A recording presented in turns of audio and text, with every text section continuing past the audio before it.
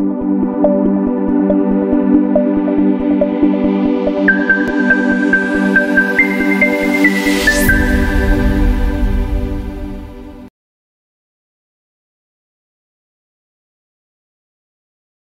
all the participants to this Labham seminar, the Labham 5th webinar and the 66th in the series. And we are very, very happy and very pleased that with each Labham session, the interest of the participants is growing with demand coming in for more sessions. Despite the Diwali session coming up ahead, we are having a good participation coming up, and we definitely will keep doing these programs every week without fail. A special welcome to all the COAs, to ZCMs, to all the past chairmen, to all the members of GJC and all the other fraternity members from the gem and jewelry sector. A special welcome to our sponsors from MCX and World Gold Council as well, without whose support it would not have been possible to conduct these sessions so very regularly and effectively. And above all, the participants who have given their time today and joined today despite a very, very busy schedule of the festive time which is going on. I would just like to take a few minutes to explain the flow of program for today. I would hereafter call upon Mr. Sanjay Agarwal ji to give an introduction about Labham. Thereafter, I'll be calling upon our chairman, Anand Padmanabhan sir, to briefly speak about GJC and our initiatives undertaken right now. We will thereafter be having an introduction by MCX on the derivatives area by Shivanshu Mehta ji, who is the head of bullion in MCX. That would be followed by a presentation by Ms. Pooja Lad. And then we will be having a session which is moderated by Shri Manoj Jha, the co-convener of Labham. He will be having a panel discussion, and the panelists for today are CA Ritesh Mehta ji, Shri Praveen Kumar ji, and Raghav Rastogi ji, and along with that we have Shivanshu Mehta ji also as our fourth panelist. At the end, I will request Nilesh Obawat ji to extend the vote of thanks, which will be after a very healthy interactive session, and people will be asking the questions and we will be having a very, very good interaction before closing the session. So that was about the flow of the program which we'll be having for the day. I would now like to call upon Sanjay Agarwal ji to kindly extend a welcome on behalf of the Labham committee as a co-convener of Labham. Hello, good afternoon everyone. Myself Sanjay Agarwal, Director GJC from the Silver Panel and co-convener Labham. I would like to welcome each and every jewelers in today's Labham webinar. This is the 66th Labham edition and the 5th web edition, which is presented by the World Gold Council and the Commodity and Exchange Partner MCX. As you all are aware that the Labham is a day-long program. It has been specially conceived and designed to help jewelers enhance their knowledge and run their business more effectively and efficiently.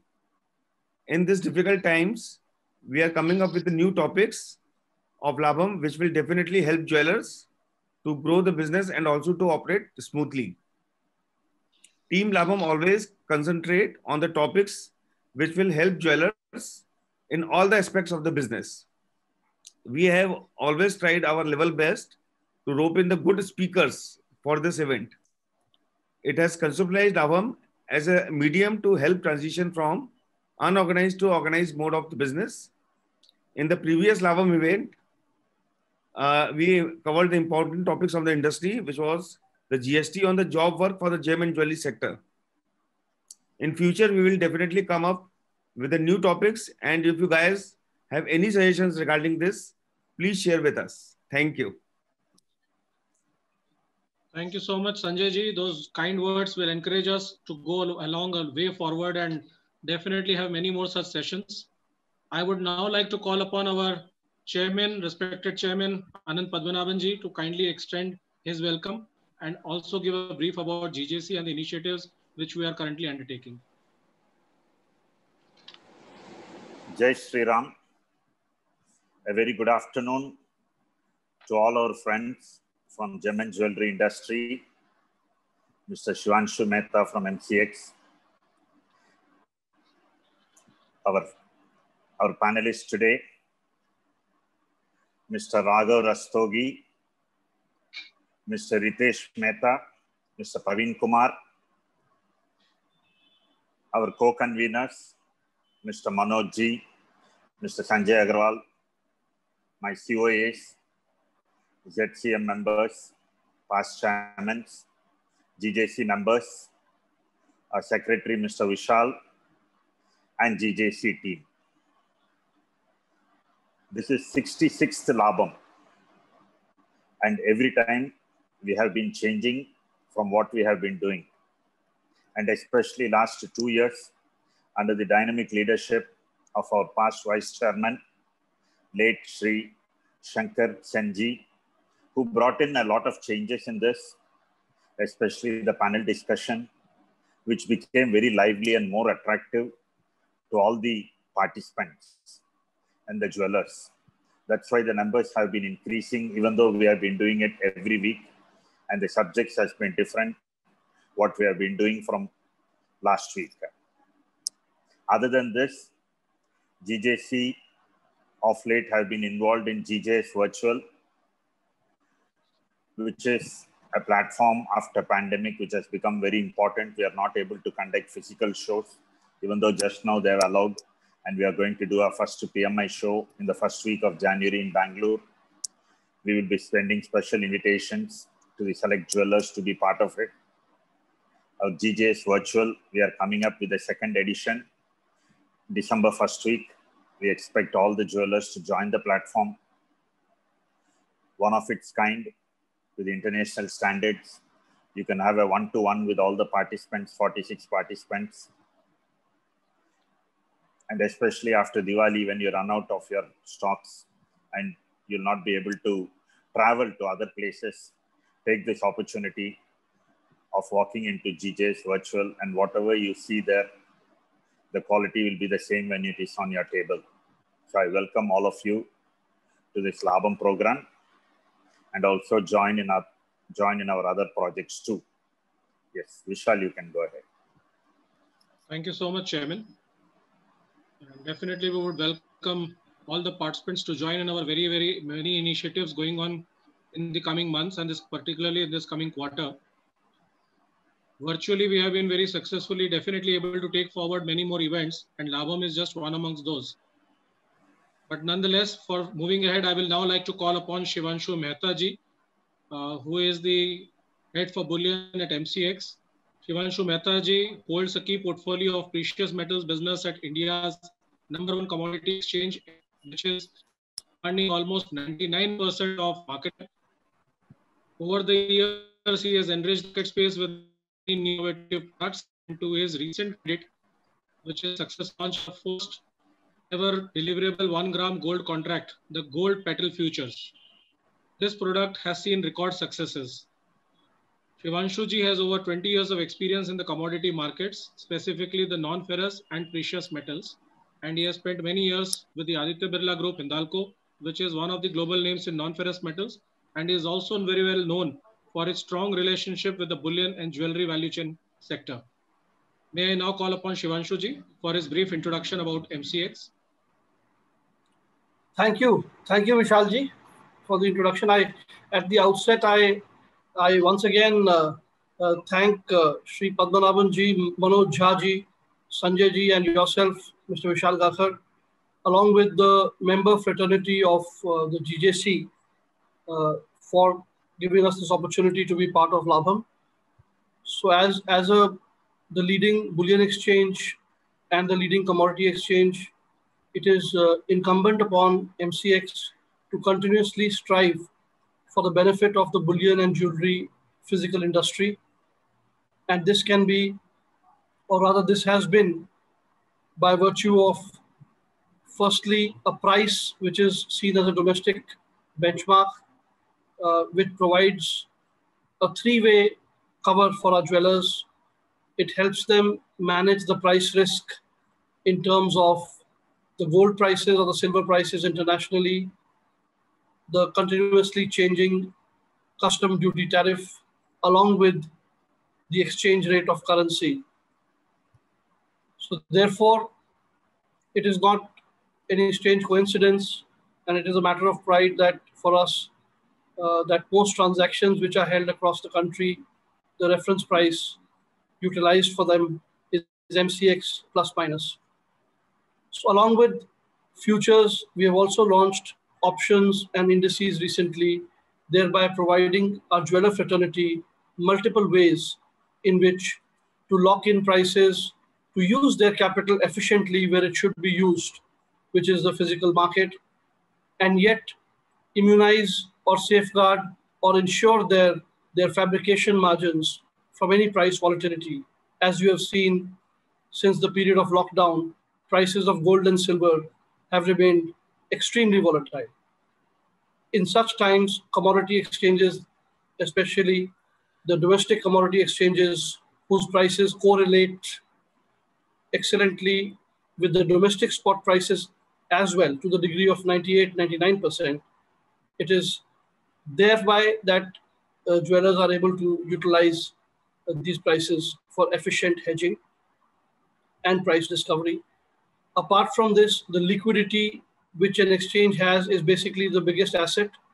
And I would strongly urge in keeping with the spirit of Labham, that more and more jewelers from the GJC family start utilizing the organized markets, organized compliances, and best practices to maintain healthy books of account, including risk management. We are here during this session and thereafter as well to help you achieve that goal. Thank you so much. Thank you, Shubhanshu ji, for that introduction. We would like to move ahead now and invite Ms. Pooja S. Lad, who is the Senior Manager at PMT Bullion and at MCX. She has over 13 years of experience in the commodities sector and is responsible for product development, product enhancement, awareness, and interacting with bullion-related trade associations and bodies. Prior to joining the product team, which was a part of the institutional team in MCX to promote commodities trading in MCX, she has also been involved with the national level brokers. She has also been associated with Bennett and Coleman in the past. Over to you, Ms. Pooja Lad, for your presentation, which is on risk management via MCX gold and silver derivatives. Thank you so much. First of all, I would like to thank GJC for giving us such a wonderful platform. I'll start my presentation, which we are going to focus on hedging. So basically, what is hedging? When we talk about hedging, hedging is nothing but जो हम हाजिर बाजार में करते हैं उसका exactly उल्टा हमें वायदे बाजार में करना है. ये क्यों करना है? So that हमारा जो भाव में जो उतार चढ़ाव हो रहे हैं, सोने और चांदी में जो उतार चढ़ाव होते हैं भाव में, उससे बचने के लिए हमें MCX का माध्यम यूज करना है और हम फ्यूचर्स में अपना पोजीशन बना के हमारा जो रिस्क है, प्राइस रिस्क है, उससे हम बच सकते हैं. सो हमें हेजिंग कैसे करनी होती है? जो हम हाजिर बाजार में करते हैं उसका एग्जैक्टली ऑपोजिट ट्रांजैक्शन हमें वायदे बाजार में लेना है, MCX पे लेना है, ताकि हम इस उतार चढ़ाव से बच सकते हैं. नाउ ये जो स्लाइड है हमारा, ये हमारा माइलस्टोन्स है जो हमने अचीव किया है. अगर आप देखो तो हमारा टोटल बुलियन टर्नओवर 50,226 करोड़ है. हमारे ऑप्शंस कॉन्ट्रैक्ट्स जो हमने रिसेंटली लॉन्च किए हैं वो भी बहुत ही हेल्दी है. गोल्ड ऑप्शंस का अगर आप OI देखो तो नियरली 8.75 मेट्रिक टन्स हमने हाई मारा है मार्च 20th को. एंड इवन सिल्वर ऑप्शंस का open interest if you see 172.2 metric tons हमने रिसेंटली किया था अगस्त 17 को. सिल्वर की अगर आप डिलीवरी देखें तो हमने रिसेंटली एक रिकॉर्ड 12-year हाई मारा है सितंबर कॉन्ट्रैक्ट में, जहां पे करीबन 140 टन्स ऑफ सिल्वर MCX पे डिलीवर हुआ है. So this slide is telling us about the milestones, the achievements that is happening on MCX. MCX में आप कौन से डिनोमिनेशन के प्रोडक्ट हेज कर सकते हो, कौन से डिनोमिनेशंस में आपको हेजिंग अवेलेबल है गोल्ड और सिल्वर में. गोल्ड में अगर आप देखो तो 1 किलो का कॉन्ट्रैक्ट अवेलेबल है, गोल्ड मिनी 100 ग्राम का अवेलेबल है, गोल्ड गिनी 8 ग्राम का कॉन्ट्रैक्ट अवेलेबल है और गोल्ड पेटल 1 ग्राम का भी अवेलेबल है. ये सोने की बात की जाए तो हमारे यहाँ डिलीवरी हर एक कॉन्ट्रैक्ट में मिलती है आपको.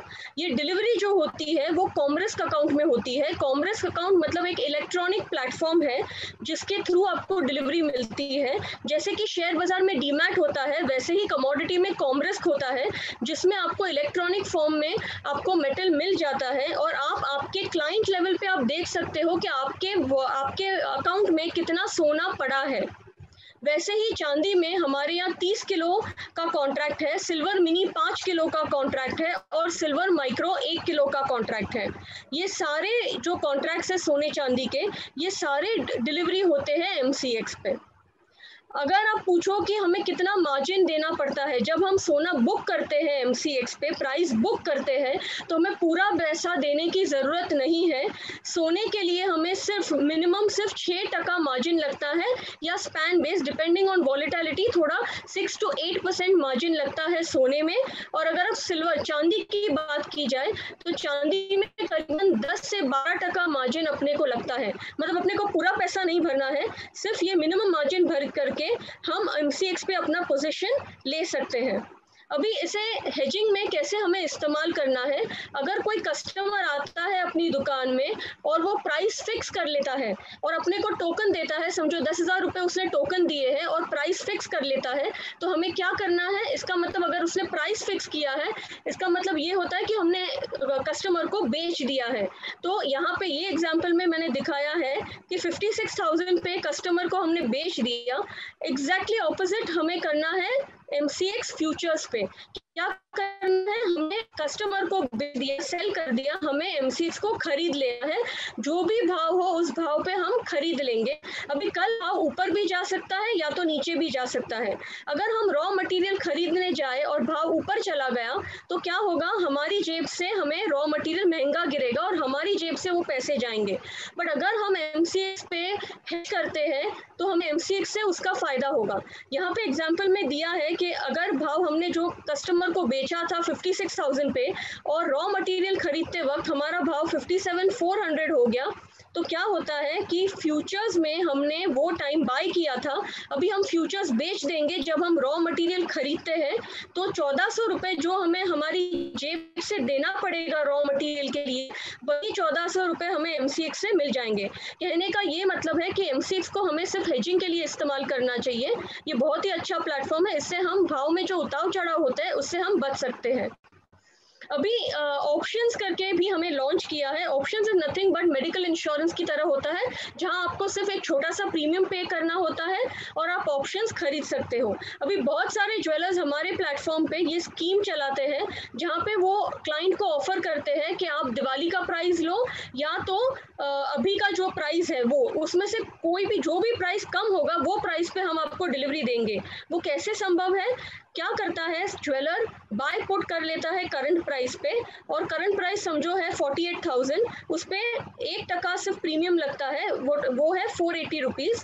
अभी दिवाली पे प्राइस अगर ऊपर चला गया तो कोई बात नहीं, ज्वेलर का जो लॉस रहता है MCX पे वो सिर्फ प्रीमियम ही रहेगा, लॉस सिर्फ लिमिटेड रहता है, 480 रुपीज ही लॉस लगेगा उसे। और दिवाली में अगर भाव गिर गए तो वो गिरा हुआ भाव ज्वेलर को कस्टमर को दे सकता है, और ये जो गिरा हुआ भाव वो जो देता है उसका प्रॉफिट मार्जिन जो है वो उसको पुट से मिल जाता है। मतलब MCX पे उसने जो पुट खरीदा था वो उसे पैसा दे जाएगा। अभी ऑप्शन से हम इन्वेंट्री कैसे हेज कर सकते हैं, ऑप्शन से भी बिल्कुल हम हेजिंग कर सकते हैं। जैसे कि अपना इन्वेंट्री पड़ा है 55,000 पे, हमें सिंपल बाय पुट करना है, उसका प्रीमियम 550 रुपीज यहाँ पे दिखाया है। अगर भाव ऊपर चले गए तो हमें मैक्सिमम प्रॉफिट, हमारा जो लॉस होगा वो सिर्फ 550 रुपये जो प्रीमियम है वही होगा, और अगर प्राइस गिर गए तो प्रॉफिट अनलिमिटेड होता है। ये ऑप्शंस में हमें M2M मार्क टू मार्केट भी नहीं लगता है, हमारा लॉस जो है वो लिमिटेड रहता है, सिर्फ प्रीमियम जो पे किया है वही रहता है और प्रॉफिट अनलिमिटेड रहता है। यहाँ पे हमने दिखाया है कि जैसे 55,000 पे हमने पुट खरीदा हुआ है, अगर भाव समझो ऊपर चले गए तो हमारा लॉस सिर्फ 550 होगा, और अगर भाव गिर गए तो हमें ऑप्शंस प्रॉफिट देता जाएगा। ये हमारे यहाँ डिलीवरी के फिगर्स हैं, डिलीवरी जो होती है MCX पे। इंसेप्शन से अब तक हमारे यहाँ 118 मेट्रिक टन की डिलीवरी हुई है सोने में एंड 3591 मेट्रिक टन हुई है चांदी में। हमारे यहाँ अगर आप देखो तो 1 ग्राम का कॉन्ट्रैक्ट भी डिलीवरेबल है। वर्ल्ड का हम पहला कॉन्ट्रैक्ट, वर्ल्ड का 1 ग्राम कॉन्ट्रैक्ट वर्ल्ड में सबसे पहला सिर्फ MCX ने लॉन्च किया है, जहाँ डिलीवरी होती है 1-1 ग्राम कॉइन की, और वो भी हमने करीबन 20,240 कॉइन्स किए अभी तक। और सिल्वर 1 kg के बार्स भी डिलीवरी होते हैं, जो 10,547 kgs का डिलीवरी हुआ है, और 1 किलो के बार डिलीवरी होते हैं MCX पे सिल्वर मिनी में, जिसमें हमने 12,030 kgs की डिलीवरी किए हुए हैं। अभी प्योरिटी आपको क्या मिलेगी MCX से? प्योरिटी अगर आप देखो तो सोने में गोल्ड और गोल्ड मिनी 100 ग्राम का जो कॉन्ट्रैक्ट है उसमें आपको 995 की प्योरिटी मिलती है, और गोल्ड गिनी और गोल्ड पेटल में 999 की प्योरिटी मिलती है, और चांदी में 999 की प्योरिटी MCX पे अवेलेबल है। LBA में अप्रूव्ड बार्स आपको मिलेंगे, बार्स और कॉइन्स करंटली। बहुत ही जल्द हम इंडियन सप्लायर्स को भी अलाउ करेंगे after taking due checks on them. अभी जो भी आप हेजिंग करते हो MCX पे, उस पे आपको इनकम टैक्स में भी फायदा है। As per section 43/5 income tax, आपका जो भी फायदा या नुकसान होता है MCX में, उसमें आपको बिजनेस इनकम की तरह ट्रीट किया जाता है। अगर आपको लॉस होता है तो आपके बिजनेस इनकम के अगेंस्ट आपको उसका सेट ऑफ भी मिलता है, और प्रॉफिट होता है तो आपको इनकम, बिजनेस इनकम के हिसाब से आपको उस पर टैक्सेशन लगेगा। अभी MCX पे हम कैसे काम कर सकते हैं?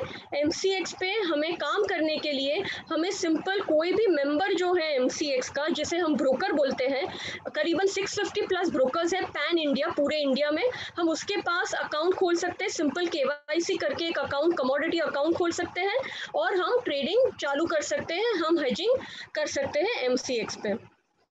With this I finish my presentation. Thank you very much. आपको कोई भी क्वेरी हो, आप हमारे दिए हुए email ID that is pmtbullion@mcxindia.com पे आप मेल कर सकते हो। कोई भी क्वेश्चंस हो या आपको प्रेजेंटेशन भी हम भेजेंगे, हमारे ये pmtbullion@mcxindia.com ये email ID पे आप प्लीज पोस्ट कीजिए अगर आपको कोई भी क्वेश्चंस हो। Thank you so much.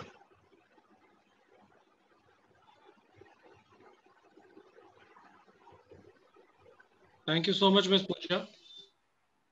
I'm sure through your presentation, a lot of people would have known about the subject on the risk management, about the gold and silver derivatives. And surely if there are any queries, we can take them during the question and answer session. Now we will move ahead with the most important part of today's discussions, which is about the panel discussion which we have. And for that, I would like to call upon our co-convener of Labham, Shri Manoj Jha, who is also a COA at GJC, and he is the owner of Kamakhya Jewels, very supportive to our initiatives, and we're very grateful to him for taking up the title and the program for today, along with the other co-convener Sanjay Jha sir, Sanjay Agarwal ji. Over to you, Manoj ji. Thank you, Vishal ji. Thank you so much. A warm welcome to everyone. Welcome to Chairman, who is helping us in modifying and the Labham in a better way, along with Sanjay Agarwal ji, our co-convener, always dedicated to the Labham, our all COA members, ZCMs, and DJC team, and most important, our speakers today, Ritesh Mehta ji, Shri Praveen ji, Shri Raghav ji, and Shivanshu Mehta ji. और इन सब के ऊपर जो आज दिवाली का इतना busy schedule है, उसको छोड़ के लाभ लेने के जो हमारे मेंबर्स यहाँ आए हैं, a very warm welcome to everyone. Thank you so much for joining us today.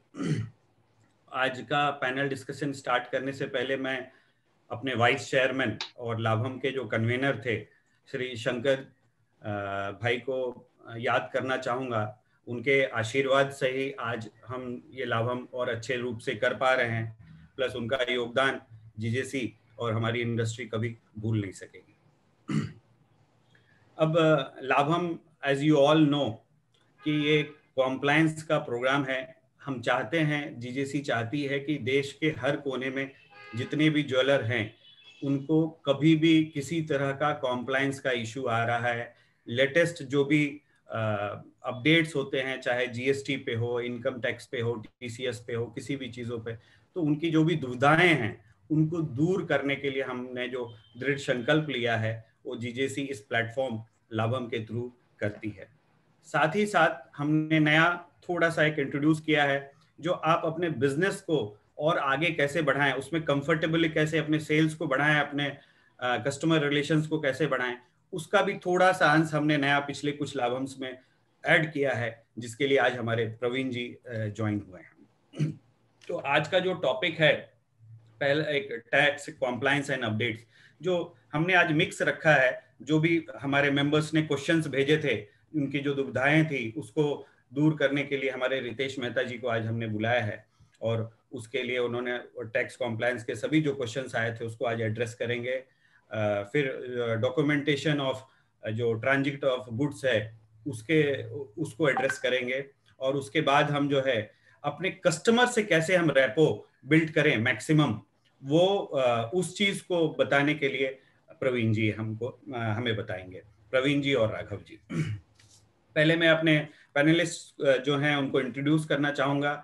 हमारे साथ हैं राघव रस्तियोगी जी, जो जुगल किशोर ज्वेलर से बिलोंग करते हैं, वो पार्टनर हैं वहाँ पे, एंड ही हिमसेल्फ लॉ किया है, उन्होंने MBA किया है SP जैन से और सिंगापुर यूनिवर्सिटी से, GIA ग्रेजुएट हैं वो, और लास्ट 6 ईयर्स से जुगल किशोर ज्वेलर को हेड कर रहे हैं, 4 स्टोर्स को संभाल रहे हैं, और he is one of the youngest guy. काफी कम उम्र में इन्होंने बहुत बड़ी जिम्मेदारी ली है, बहुत अच्छा तजुर्बा है इनका, और इनका जो ये 8th जनरेशन ज्वेलर है और काफी लीडिंग स्टोर है, यूपी के जाने माने ज्वेलर हैं। आज इनकी बातों से हम सीखेंगे कि हम कस्टमर से कैसे रेपो ज्यादा से ज्यादा बना सकें। फिर हमारे साथ जुड़े हैं रितेश मेहता जी, काफी बड़े टैक्स कंसल्टेंट हैं, चार्टर अकाउंटेंट हैं, पिछले 13-15 साल से ये प्रैक्टिस में हैं, और इन्होंने GST पे मोर देन 150 वेबिनार्स लिया है, और रेगुलर देश के कोने कोने में जाके, चाहे वो इनकम टैक्स के इश्यूज हों और GST के इश्यूज हैं, ये फैकल्टी भी हैं ICAI के और भी काफी जगहों पे, तो काफी गहरा नॉलेज है इनका, और ये गवर्नमेंट से भी जो भी कभी हमारे कॉमर्स मिनिस्ट्री और बाकी जगहों पे भी अपने सजेशंस भेजते रहते हैं, और इनके सजेशंस को काफी मायने दिया जाता है, काफी डीप नॉलेज है इनका। तो हमारे बीच आज आए हैं और इनका बहुत बहुत स्वागत है आज हमारे बीच में ज्वाइन होने के लिए। हमारे साथ जुड़े हैं प्रवीण जी। प्रवीण जी की खासियत पहले मैं बताऊंगा कि ये खुद भी एक ज्वेलर हैं, काफी पुराने ज्वेलर हैं, मोर देन 20 ईयर्स से ये खुद का ज्वेलरी इनका बिजनेस है, पुश्तैनी बिजनेस है, लेकिन ये खुद भी मोर देन 20 ईयर्स से बिजनेस में हैं। इन्होंने GIA से ग्रेजुएशन किया हुआ है, काफी जगह से इन्होंने ट्रेनिंग ली हुई है सेल्स एंड मार्केटिंग के लिए, और पूरे देश में काफी चर्चित है। इनसे बात करके ही आपको लगेगा कि एक एनर्जी सी आ गई है, बहुत एनर्जेटिक हैं, और इन्होंने काफी जगहों पे ट्रेनिंग दी है, और उस शोरूम्स को काफी फायदा हुआ है इस चीज का। तो ये इनका खासियत ये है कि ये प्रैक्टिकल नॉलेज भी है इनके पास एज ए ज्वेलर होने के बावजूद से, और इनके पास जो प्रोफेशनल नॉलेज है वो है ही। तो दोनों का मिश्रण से ये काफी सही तरीके से हमें ट्रेन दे कर पाते हैं, ज्वेलर्स को ट्रेन करते हैं, उनके स्टाफ को ट्रेन करते हैं। तो thank you so much Praveen ji. ये बालाजी ज्वेलर्स इनके शोरूम का नाम है, और ये हैदराबाद से बिलोंग करते हैं। Welcome Praveen ji, welcome to the show. फिर हमारे अगले पैनलिस्ट हैं श्री शिवांशु मेहता जी। इनके बारे में तो विशाल जी ने बताया ही है, मैं बस इतना बताऊंगा कि शिवांशु मेहता जी ने जब से MCX ज्वाइन किया है, काफी यंग और एनर्जेटिक हैं। इन्होंने MCX बुलियन जो है उसको काफी ऊंचाई पे ले गए हैं, बहुत डायनेमिक है, and he have done a lot of wonderful work. और इन्होंने GJC और भी बहुत सारे एसोसिएशंस सबके साथ मिलकर इन्होंने MCX का पेनिट्रेशन इंडिया में बहुत बढ़ाया है। तो मैं उनको कांग्रेस करना चाहता हूं और इनका स्वागत करता हूं आज के शो में। तो अब हम स्टार्ट करते हैं। We will start with the compliance and tax updates. And हम स्टार्ट करेंगे इनके रितेश मेहता जी के साथ। रितेश मेहता जी से मैं ये पूछना चाहूंगा, रितेश मेहता जी पहले आप थोड़ा सा ब्रीफ कीजिए हमें टीसीएस के बारे में, व्हाट इज टीसीएस, फिर मैं उसके ऊपर क्वेश्चंस पूछता हूँ। ठीक है, थैंक यू मनोज जी। सबसे पहले तो मैं जीएससी को बधाई देता हूँ कि इतना अच्छा प्रोग्राम लाभम हम जो कर रहे हैं ज्वेलर्स के लिए, ऑल ओवर इंडिया के ज्वेलर्स के लिए, ये बहुत ही प्रशंसनीय है। और चेयरमैन अनंत पद्मनाभन जी और आज के जो कन्वेनर है मनोज जी को तो मैं देख रहा हूँ इतने सालों से लाभम को इतना सक्सेसफुली रन कर रहे हैं इस शो को। संजय जी भी जुड़े हैं, आप सबको पहले तो बहुत बहुत बधाई इतना अच्छा प्रोग्राम के लिए। और ऑलमोस्ट 60+ लाभम ऑलरेडी हो चुके हैं, it's a big achievement. Coming to the point, Manoj ji आपने जो पॉइंट रखा है, सवाल रखा है अबाउट टीसीएस, ये एक नया डेवलपमेंट है, रिसेंट डेवलपमेंट है। बजट 2020 में हमारे ऑनरेबल फाइनेंस मिनिस्टर ने एक ये प्रपोजल रखा था कि जिस तरह से टीडीएस होता है ऑन सप्लाई ऑफ सर्विसेज, अगर आप किसी आर्किटेक्ट की सर्विस ले रहे हैं या किसी कॉन्ट्रैक्टर की सर्विस ले रहे हैं तो आपको टीडीएस करना पड़ता है। वैसे ही उन्होंने एक टीसीएस का सिस्टम प्रणाली लागू की है 1 अक्टूबर 2020 से। इस सिस्टम में ऐसा है कि अगर आपका वर्ष 19-20 में अगर आपका वार्षिक टर्नओवर 10 करोड़ या उसके ऊपर है तो आपके लिए ये टीसीएस लागू हो जाता है। ये टीसीएस सिर्फ सप्लाई ऑफ गुड्स पे ही लागू है, यानी अगर कोई, जैसे मैं चार्टर्ड अकाउंटेंट हूँ, मैं सर्विस देता हूँ तो मेरे लिए टीसीएस लागू नहीं है। लेकिन कोई माल जो सप्लाई करता है, जैसे ज्वेलर है, वो अपने सामान सप्लाई करते हैं, गुड्स सप्लाई करते हैं, ज्वेलरी सप्लाई करते हैं, तो आपके लिए ये कानून लागू होता है। लेकिन कौन से ज्वेलर के लिए होगा? उन्हीं ज्वेलर के लिए जिनका प्रीवियस ईयर में 10 करोड़ से ऊपर का वार्षिक टर्नओवर रह चुका है। और ये अनफॉर्चुनेटली बोलिए या जो भी बोलिए 1 अक्टूबर 2020 से इम्प्लीमेंट हो चुका है। हमने बहुत रिप्रेजेंटेशन दिया था गवर्नमेंट को कि आप पैंडेमिक का पीरियड चल रहा है, थोड़ा सा अभी ये नया कंप्लायंस मत इंट्रोड्यूस कीजिए और इसको पोस्टपोन कीजिए। लेकिन मैं आपसे ये पूछना चाहूंगा रितेश जी, ये टीसीएस लाने की जरूरत क्या थी, पर्पस क्या है, what is the purpose of TCS on sale of goods? और साथ में ये भी मैं आपको, आप इस क्वेश्चन के आगे बताइएगा कि जो प्रिकॉशंस हैं हमें ज्वेलर्स को, क्या प्रिकॉशंस हमें लेने चाहिए इस टीसीएस से रिलेटेड? मनोज जी, आपने जो सवाल पूछा कि पहला तो पर्पस क्या है, ये हमको जानना बहुत जरूरी है। लोग कहते हैं कि टीसीएस से गवर्नमेंट के पास में रेवेन्यू आ जाएगा और कलेक्शन बढ़ जाएगा, तो ये बिल्कुल ही पर्पस नहीं है, आप समझ लीजिए। क्योंकि हार्डली ये आप देखेंगे परसेंटेज में, यानी 10 पैसे का टीसीएस आपको कलेक्ट करना है, बहुत छोटा अमाउंट होता है। और अभी पेंडेमिक की वजह से उसको तो और कम कर दिया, 7.5 पैसे कलेक्ट करना है, यानी ये कलेक्शन से बिल्कुल लिंक नहीं है। इसका रियल पर्पस है इवेजन को पकड़ना।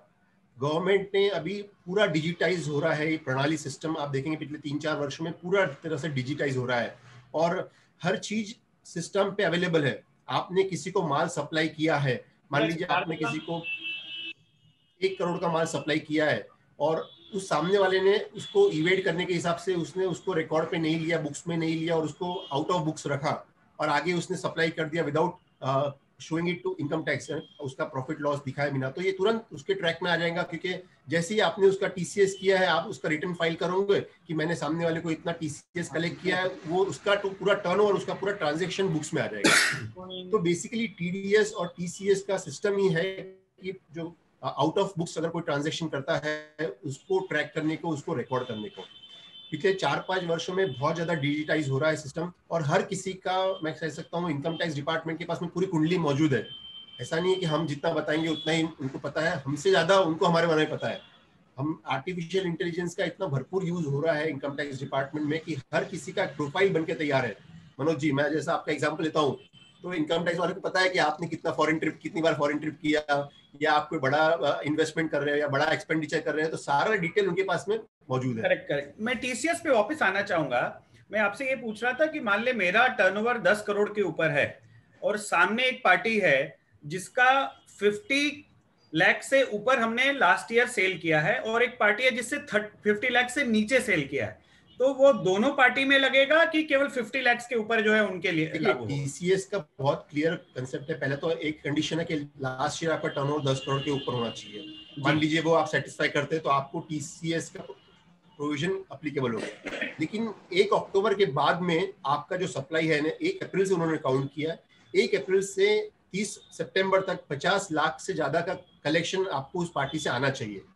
यानी 50 लाख से ज्यादा कलेक्शन आता है तो ही आपको कलेक्शन या सेल, वो एक्चुअली वर्ड यूज हुआ है कलेक्शन, और ये टीसीएस प्योरली रिसिप्ट बेसिस पे है। लेकिन आप रिसिप्ट, हमने इनवॉइस मान लीजिए 20 लाख का बनाया है, तो पेमेंट भी पार्टी 20 लाख ही करेगी जी। तो हम लेकिन तब अगर TCS हमने कैसे 60 collect लाख का करेंगे? बिल बनाया है और पेमेंट 20 लाख का आया है, तो हम टीसीएस लगाएंगे कि नहीं लगाएंगे? आपको टेक्निकली लगाना नहीं है, क्योंकि आपका कलेक्शन 20 लाख ही हुआ है। लेकिन हमने जो इंडस्ट्री में लोगों को एजुकेट करने के लिए कहा है कि भाई अगर आप, क्या होता है, आप नहीं टीसीएस करोगे तो कल जाके लायबिलिटी आपकी आ जाएगी। इसलिए सेफर साइड में आप टीसीएस 1 अक्टूबर से आप उस पर कलेक्शन कीजिए, क्योंकि टेक्निकली क्लियर कट है कि रिसिप्ट अगर आपका 50 लाख होता है तो ही टीसीएस के प्रोविजन एप्लीकेबल है, अदरवाइज एप्लीकेबल नहीं तो है। आपके हिसाब से आप 50 लाख 1 रुपए का ऊपर भी हमने बिल किया है, पेमेंट भले 1 रुपया ना आया हो पेंडेमिक की वजह से, तो भी हमको टीसीएस उसके बाद 1 अक्टूबर से लगा देना है। करेक्ट।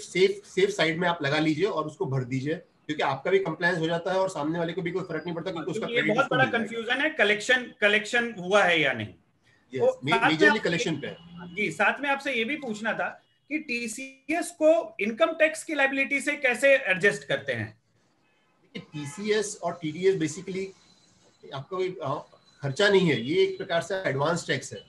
आपका जो सप्लायर है जो आपसे टीसीएस कलेक्ट कर रहा है तो वो टीसीएस का पैसा हमारा कोई एक्सपेंस नहीं है, वो हमारे लिए एक प्रकार से एडवांस टैक्स हमने गवर्नमेंट को डिपॉजिट कर दिया है। तो हमको जो 4 किस्तों में सरकार को एडवांस इनकम टैक्स भरना पड़ता है, 15 जून को, 15 सितंबर, 15 दिसंबर और 15 मार्च को। तो जब आप एडवांस टैक्स की वर्किंग करते हैं तो हमको उसमें ट्रीट करना पड़ेगा, कंसिडर करना पड़ेगा कि ऑलरेडी हमारा टीसीएस इतना जमा हो चुका है गवर्नमेंट के पास में, तो हम उतना एडवांस टैक्स कम भरेंगे। आपने एक सवाल पूछा कि प्रिकॉशन क्या लेना चाहिए, तो ये बहुत ही आपको ध्यान रखना है हर एक ज्वेलर को कि उसका अगर टीसीएस सामने वाला कलेक्ट कर रहा है तो प्रॉपरली वो उस गवर्नमेंट के पास भर रहा है कि नहीं। सेकेंडली, उसने गवर्नमेंट को तो भर दिया, लेकिन एक टीसीएस का क्वार्टरली रिटर्न फाइल करना पड़ता है और उसमें दिखाना पड़ता है कि मैंने किस किस का कितना कितना टीसीएस कलेक्ट किया, तो वो भी उसने फाइल किया कि नहीं। तीसरा, आपको उससे हर क्वार्टरली बेसिस पे टीसीएस। मैं आपको रोकना चाहूंगा, अगर किसी ने हमसे टीसीएस कलेक्ट किया, बिल हमें दिया, लेकिन उसने नहीं भरा, तो हमारे ऊपर कोई लायबिलिटी आएगी? लायबिलिटी नहीं आएगी, बट आपका जो पैसा टीसीएस का पैसा जो आपसे उसने लिया है, अगर वो नहीं भरता है तो वो आपका लॉस है। इसलिए एज अ प्रिकॉशनरी आपको हर 3 महीने के बाद में, दिसंबर क्वार्टर पहला होगा, होते ही आपको उससे टीसीएस सर्टिफिकेट मांगना है कि भाई आपने मुझे जितना भी टीसीएस मेरे से कलेक्ट किया, आप उसका मेरे को सर्टिफिकेट दे दीजिए। क्योंकि आपको दूसरी क्वार्टर के बाद हमारे जो सप्लायर हैं उनसे हमको टीसीएस सर्टिफिकेट लेना ही चाहिए। तो आपका एक कंफर्मेशन है कि उसने सामने वाले ने भरा भी है और उसका रिटर्न फाइल भी किया है। Correct. Thank you Ritesh ji, thank you so much TCS के ऊपर जानकारी देने के लिए। मेरे पास और भी एक क्वेश्चन है रिगार्डिंग जीएसटी। अभी दिवाली का सीजन है, ऑल द ज्वेलर्स अपने कस्टमर्स को, अपने फ्रेंड्स को भी, साथ में अपने रिलेटिव्स को, हर तरह को सबको गिफ्ट्स देते हैं, और वो कहीं ना कहीं बुक्स ऑफ अकाउंट से ही खरीदा जाता है। तो उसका जो जीएसटी होता है, हमने जो कोई गिफ्ट खरीदा अपने कस्टमर्स को देने के लिए, तो उसके लिए हमने जो जीएसटी पे किया, उसको हम कैसे बुक्स में दिखाएंगे और हमको उसका क्रेडिट मिलेगा कि नहीं? क्या इसके बारे में थोड़ा आप बता सकते हैं? मनोज जी, ये आपने बहुत ही अच्छा सवाल पूछा, क्योंकि ये बहुत ही हॉट टॉपिक है अभी आजकल, पिछले 2 साल से स्पेशली बहुत ज़्यादा टॉपिक ऑफ डिस्कशन हो गया है। इसमें क्या है, बेसिकली आप पहली बात तो समझ लीजिए, किसी भी इनकम टैक्स हो या जीएसटी हो, आपको जो एक्सपेंसेस का क्लेम मिलेगा वो प्योरली बिजनेस एक्सपेंसेस का मिलेगा। आप अपने कस्टमर को गिफ्ट दे रहे हैं, आप अपने वेंडर्स को दे रहे हैं, आपके सप्लायर्स को दे रहे हैं, okay, this are all in line of business. But आप बोलोगे मैं अपने रिलेटिव को दे रहा हूँ या अपने फ्रेंड्स को दे रहा हूँ, तो this are not your business expenditure, आपको उसका क्लेम तो नहीं मिलेगा। सेकेंडली, सबसे बड़ा ये ज़्यादा रेलेवेंट क्यों हो गया अभी, कि जीएसटी आने के बाद में जीएसटी में एक ऐसा प्रोविजन है कि आप कोई भी चीज़ फ्री में देते हो तो आपको उसका क्रेडिट, इनपुट टैक्स क्रेडिट नहीं मिलेगा। जैसे आपने अपने ज्वेलरी शॉप के नाम से आपने कोई डायरीज बनाई, या आपने कुछ वॉचेस दे रहे कस्टमर को, या कुछ भी आप गिफ्ट में दे रहे हैं, तो उसका, क्योंकि आप उसको फ्री में दे रहे हैं, उसके अगेंस्ट आपको कुछ पेमेंट कंसिडरेशन नहीं आ रहा है, तो उसका क्रेडिट नहीं मिलेगा। लेकिन ये एक थोड़ी गलत मार्केट में धारणा बनी है कि क्रेडिट नहीं मिलेगा, ऐसा नहीं है। उन्होंने जो जीएसटी में कहा है फ्री में देने का सवाल है, फ्री में यानी एज ए गिफ्ट देने का। अब गिफ्ट का मतलब क्या होता है कि आपने, मनोज जी ने मुझे गिफ्ट दे दिया है, जैसे हमारा कोई बिजनेस रिलेशन नहीं है, आपने मुझे प्योरली गिफ्ट दिया जिसमें कोई कंसिडरेशन नहीं, तो आपको हो सकता है उसका क्रेडिट ना मिले। लेकिन आप अपने कस्टमर को गिफ्ट दे रहे हो, अपने सप्लायर को दे रहे हो, आप अपने सेल्स पर्सन को दे रहे हैं, तो ये कोई प्योर गिफ्ट नहीं है। ये हम क्यों दे रहे हैं, this is a business transaction, कि मैं अपने कस्टमर को इसलिए गिफ्ट दे रहा हूँ कि वो दोबारा आए, मैं अपने कस्टमर सप्लायर को इसलिए गिफ्ट दे रहा हूँ कि वो मुझे प्राइसिंग प्रॉपर करे या अच्छे डिजाइन दे या जो भी रेलेवेंट है मार्केट में मुझे दे. तो this falls in my business transactions. This are not purely gift. Gift यानी डोनेशन दे दिया आपने किसी को या गिफ्ट दे दिया जहां से आपको कोई बिजनेस रिटर्न्स नहीं है, बिजनेस कंसिडरेशन नहीं है, आपको उसका इनपुट टैक्स क्रेडिट नहीं मिलेगा. लेकिन अगर आप कुछ स्टेशनरी छपवा रहे हैं या आप कोई गिफ्ट दे रहे हैं, डायरीज दे रहे हैं या दिवाली का कुछ आपने स्वीट बॉक्सेस दिया है और प्योरली आपने बिजनेस ट्रांजैक्शन के लिए दे रहे हैं तो आपको उसका क्रेडिट 100% मिलेगा. There is no doubt on that. थोड़ा सा ये कंट्रोवर्सी कभी आ सकता है जीएसटी डिपार्टमेंट में? यस आप आ सकता है. नहीं, आ भी चुका है ऑलरेडी. 2 साल पहले हमको बहुत जगह नोटिसेस भी आई कि आपने जो फ्री में गिफ्ट दे रहे हैं हम उसका क्रेडिट नहीं देंगे. बट हमने उसको एक्सप्लेन किया प्रॉपर्ली कि हमने जिसको भी दिया, जैसे आपने गोल्ड कॉइन दिया, सिल्वर कॉइन दिया, तो हमने ये सब जो दिया this are for furtherance of business. हमारा बिजनेस बढ़ाने के हिसाब से हमने ये गिफ्ट्स का या स्कीम्स रखे हमने. तो वो आप अगर प्रॉपर्ली उसको डॉक्यूमेंट करके आप एक्सप्लेन कर पाओगे तो then there is no problem. Properly documents means आपका क्या कहना, किस तरह के डॉक्यूमेंट्स, किस तरीके? डॉक्यूमेंट जैसे आपने कोई स्कीम लॉन्च की, कस्टमर को हमको स्कीम दे रहे कि अभी आप इतना ग्राम खरीदोगे तो हम आपको गोल्ड कॉइन दे रहे हैं या इतना ग्राम. तो ये सारी चीज आपकी जो भी स्कीम है it will be properly documented और वो ऑलरेडी यानी it should be there in place. ऐसा नहीं कि भी डिपार्टमेंट वाले मांग रहे हैं तब आप बना के दे रहे हो उसको.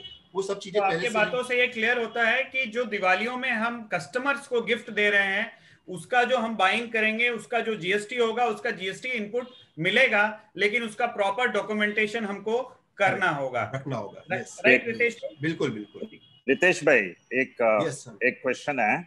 अभी दिवाली स्वीट्स में इनकम टैक्स ऑफिसर्स और जीएसटी ऑफिसर्स को दे रहा है, वो क्या करने का?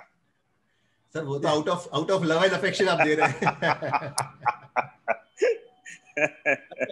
रितेश भाई आपसे एक क्वेश्चन था. अभी बहुत सारे जगह ऐसा ई इनवॉइसिंग करके एक टर्म आ रही है.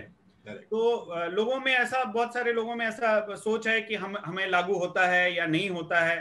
तो इस टर्म को थोड़ा आप डिफाइन करेंगे, किसके लिए ये इम्प्लीमेंट होता है और किन लोगों के लिए है और कैसे करना है? मनोज जी, अभी देखिए हमारी पूरी इकोनॉमी, हम लोग वी आर गोइंग डिजिटल. आप देखेंगे सारी चीजें डिजिटल हो रही है और अभी ये कंसेप्ट इन्होंने इंट्रोड्यूस किया. इनफैक्ट ये कंसेप्ट जीएसटी में कई 1-2 साल से ऑलरेडी डिस्कशन में था, but because of the economy up and down इन्होंने 1 अक्टूबर 2020 से ये इसको इंट्रोड्यूस कर दिया है. अभी इन्होंने इंट्रोड्यूस किया सिर्फ उन डीलर्स के लिए जिसका 500 करोड़ से ज्यादा टर्नओवर है. आपके ज्वेलरी इंडस्ट्री में जिनका 500 करोड़ से ऊपर का टर्नओवर है उनके लिए एप्लीकेबल हो चुका है. अब 100 करोड़ के ऊपर वाला भी के लिए भी जल्दी से 1 जनवरी से उन्होंने टाइम फ्रेम रखा है कि हम इंट्रोड्यूस करेंगे. अच्छा, 100 करोड़ के ऊपर जिनका टर्नओवर है वो 1 जनवरी से आने के चांसेस हैं कि ऑलरेडी इन्होंने अनाउंस कर दिया? चांसेस है या फिर वो डेफर होके 1 अप्रैल से हो जाएगा. अब ये बेसिकली क्या है समझिए आप, इसमें 2 टाइप के ट्रांजैक्शन होते हैं, B2B ट्रांजैक्शन और B2C ट्रांजैक्शन. जी. तो B2B ट्रांजैक्शन आपके जो भी है कि भाई आपने सप्लायर टू सप्लायर जो भी इनवॉइस रेज किया है. पहले तो क्या था, आज से 10 साल पहले आपने मैन्युअल इनवॉइस बनाते थे. अब वो मैन्युअल खत्म हो गया. अब हम लोग सिर्फ सॉफ्टवेयर में बनाते हैं, ERP सिस्टम पे बना रहे हैं. लेकिन हम हमारे घर के अंदर बना रहे हैं, हमारे ऑफिस में बना रहे हैं ERP. डिपार्टमेंट को नहीं पता चलता आपने किसको इनवॉइस बनाया, क्या बनाया, अनलेस हम जब उसका रिटर्न फाइल करते या आगे की डिटेल्स दे रहे. बट अब ये सिस्टम ऐसा नहीं रहा. अब 500 करोड़ के ऊपर का जिसका भी टर्नओवर है उनके लिए क्या हो गया, ई इनवॉइसिंग हो गया है. यानी गवर्नमेंट, चाहे वो रिटेलर हो या फिर B2B मतलब होलसेलर या मैन्युफैक्चरर. यस, लेकिन B2B और B2C दोनों के लिए जिसका टर्नओवर 500 करोड़ के ऊपर है. यानी कि B2C में जितने भी रिटेलर हैं उनका 500 करोड़ का ऊपर टर्नओवर है तो हर बिल उनको ई इनवॉइसिंग करना है. यस, उसमें उन्होंने 2 टाइप के रखे हैं. एक तो B2B सप्लाई के लिए ई इनवॉइस रखा है और जहां B2C है, जहां पे कस्टमर का GST नंबर नहीं है, वहां पे उन्होंने QR कोड का सिस्टम इंट्रोड्यूस कर रहे हैं. अभी वो ऑपरेशनल नहीं हुआ बट वो फंक्शनिंग चालू है, 3 महीने में हो जाएगा ऑपरेशनल.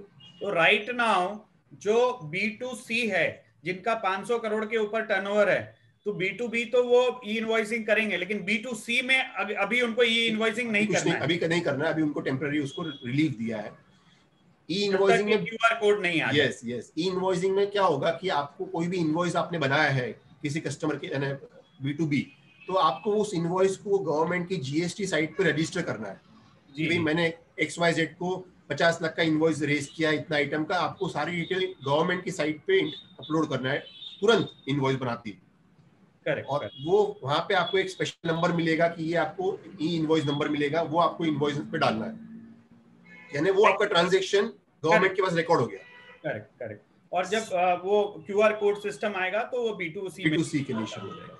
बहुत सारे क्वेश्चंस हैं मेरे पास आपके लिए, और हमारे पास और भी पैनलिस्ट हैं, लेकिन मैं इंपॉर्टेंट 4-5 क्वेश्चन और आपसे पूछना चाहूंगा। जैसे एक फेसलेस टैक्सेशन स्कीम जैसे ऐसी वर्ड अभी न्यूज में और हर जगह बहुत सारी चीजें आ रही हैं, तो उसके बारे में बहुत सुनने को मिल रहा है। ये क्या है ये faceless taxation scheme?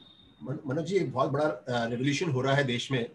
2020 September and में एक नोटिफिकेशन आया था। इनफैक्ट हमारे ऑनरेबल प्रधानमंत्री ने भी इसके बारे में बहुत बात की है। तो तब एक फेसलेस सिस्टम आ रही है। अभी क्या हो रहा है कि आप मुंबई में बैठे हो, आपका असेसमेंट मुंबई का जो जुरिस्डिक्शन ऑफिसर होता है, कमिश्नर ऑफिस, उसके वहां से होता है। असेसमेंट बोलिए या आपको असेसमेंट के आगे अपील करना है, वो भी वहीं से होता है। बट अब सिस्टम पूरे देश में बदल रहा है। अब जुरिस्डिक्शन नाम की कोई चीज नहीं होगी। आज मैं यहाँ नागपुर में बैठा हूँ, मेरा जो ज्वेलर यहाँ नागपुर में है, हो सकता है उसका असेसमेंट मुंबई में कहीं कोई ऑफिसर कर ले, या दिल्ली से कोई ऑफिसर कर ले, या गुड़गांव में बैठा हुआ, या नोएडा में बैठा हुआ कोई ऑफिसर। स्टार्ट होने वाला है या हो चुका है? ये ऑलरेडी वर्किंग चालू हो चुकी है। बहुत से जो हाई नेटवर्थ असेसीज है, उनके आप देखिए पैन का लोकेशन ही चेंज कर दिए गए हैं। ठीक है, तो फेसलेस हो गया। अभी आप ऐसा नहीं कह सकते कि भी मेरा ऑफिसर पहचान का है। जैसा अनंत पद्मनाभन जी ने कहा हमको मिठाई के डब्बे पहुंचाने हैं, तो अभी तो परिचित इसलिए पहुंचा रहे हैं, लेकिन सर आपका भी काम ही नहीं होगा, क्योंकि उसके पास आपकी केस ही नहीं होगी। केस कोई और चेन्नई की केस दिल्ली में बैठ के कोई ऑफिसर करेगा। इन्होंने क्या किया, ऑल ओवर इंडिया में 5-6 असेसमेंट यूनिट्स बना दिए, तो सारे असेसमेंट वहीं से हो गए। इसलिए अब हमको बड़ा केयरफुल होके हमारे कंप्लायंसेस करने होंगे, टैक्स प्रोविजन का ध्यान रखना होगा, क्योंकि अब पर्सनल इंटरेक्शन से काम नहीं होगा। आपको सारे पेपर्स ईमेल से भेजना है, आपको ईमेल से क्वेरी आएंगी, आपको वो ईमेल से रिप्लाई देना है। तो ये ऑलरेडी स्टार्ट हो चुका है? हो चुका है, यस, वेरी मच करेक्ट। हमारे पास और भी बहुत सारे क्वेश्चन हैं, लेकिन एक क्वेश्चन मैं और आपसे लेना चाहूंगा इस पे। दूसरे अगर बाद में हमारे पास वक्त बचेगा तो हम फिर आएंगे। Taxation on cash withdrawal from bank, this statement is very much familiar and in the market. What do you say on that? देखिए, ये भी 2019 में गवर्नमेंट ने इंट्रोड्यूस किया है, और गवर्नमेंट का इंटेंशन बड़ा क्लियर है। They want to have cashless economy. अब वो कितना सक्सेस होता है वो तो समय बताएगा, बट अभी यानी they don't want to encourage cash transaction. इसलिए उन्होंने प्रोविजन दे दिया है कि अगर आप अपने बैंक से 1 करोड़ से ज्यादा कैश विड्रॉ करते हैं ड्यूरिंग द ईयर, तो आपका बैंक जो है वो 2% टीडीएस काट लेगा उसमें से। आप ही के पैसा है, आप बैंक से विड्रॉ कर रहे हैं, लेकिन टीडीएस काट लेगा वो। So anyone in this country if withdraws more than 1 crore from any bank, he have to pay 1%, 2%, and he don't have to pay it. वो बैंक अपने आप डिडक्ट कर देगा उसमें से। अच्छा, I want to ask you one thing. मेरे 2 account है, एक ICICI बैंक में है और एक HDFC बैंक में है। If I am withdrawing 75 lakhs from ICICI Bank and 75 lakhs from, you can say, from HDFC Bank, so at that time what it will happen? नहीं, इसमें this is the planning involved, क्योंकि इसमें bank का अभी तक data integration नहीं हुआ है, तो हो सकता है आपको कहीं से भी टीडीएस ना करे, क्योंकि इंडिपेंडेंट 1-1 करोड़ आप विड्रॉ करोगे तभी जाके 1 करोड़ से ज्यादा करोगे तभी जाके टीडीएस प्रोविजन। अच्छा, मैं लास्ट क्वेश्चन ऑन दिस कि मेरी HDFC बैंक में 2 अकाउंट है, एक वाइफ के साथ है और एक मेरा पर्सनल है, एंड उस दोनों से मैंने 70-75 लाख अलग निकाले हैं, तो उस पे टीडीएस 2% कटेगा या नहीं कटेगा? अब उसमें कैसा, देखिए आपके अकाउंट में तो आपका पैन नंबर दिया होगा। अब आपका जो जॉइंट अकाउंट है उसमें फर्स्ट एप्लीकेंट कौन है? अगर आपका फर्स्ट, अगर मैं ही हूं, हाँ, तो फिर वो क्लब हो जाएगा आपका, और उसमें फिर वो डिडक्शन हो जाएगा। That deduction will be there. Okay, I will come to you again on this topic, but before that, Manoj ji, एक second, I just wanted to take one moment. आप जो TCS का जिक्र चल रहा था, it's very important to point out that and Ritesh ji will verify कि जो 29 सितंबर को सर्कुलर नंबर 17 आया था CBDT की तरफ से, उसमें ये क्लैरिफाई किया गया है कि applicability under section 4.1 of that circular, applicability on transactions carried through various exchanges. तो उसमें जो 4.1 में ये क्लियरली कहा गया है कि TCS जो है, क्योंकि एक्सचेंजेस के माध्यम से ये जानना संभव नहीं होता है कि आमने सामने कौन सी पार्टीज है, बराबर। When you are transacting and taking delivery, you get to know later at the last moment that who's in front of you as a buyer or seller. So TCS has been kept out of the purview for transactions carried out in recognized stock exchanges, that means commodity exchanges for gold, silver, and recognized clearing houses. So this is very important for our jeweler friends to know. If they take delivery or give delivery from the MCX platform accordingly, then this applies. That means TCS is not applicable as things stand. Means आपसे लेंगे तो हमें TCS नहीं लगेगा, right? फिलहाल ऐसा सरकार ने correct. Good news for us. Thank you Shivanshu ji, thank you so much for this. And Ritesh ji definitely इसको हाँ बोलेंगे क्योंकि उनके मुस्कुराहट से ये हमें पता चल रहा है।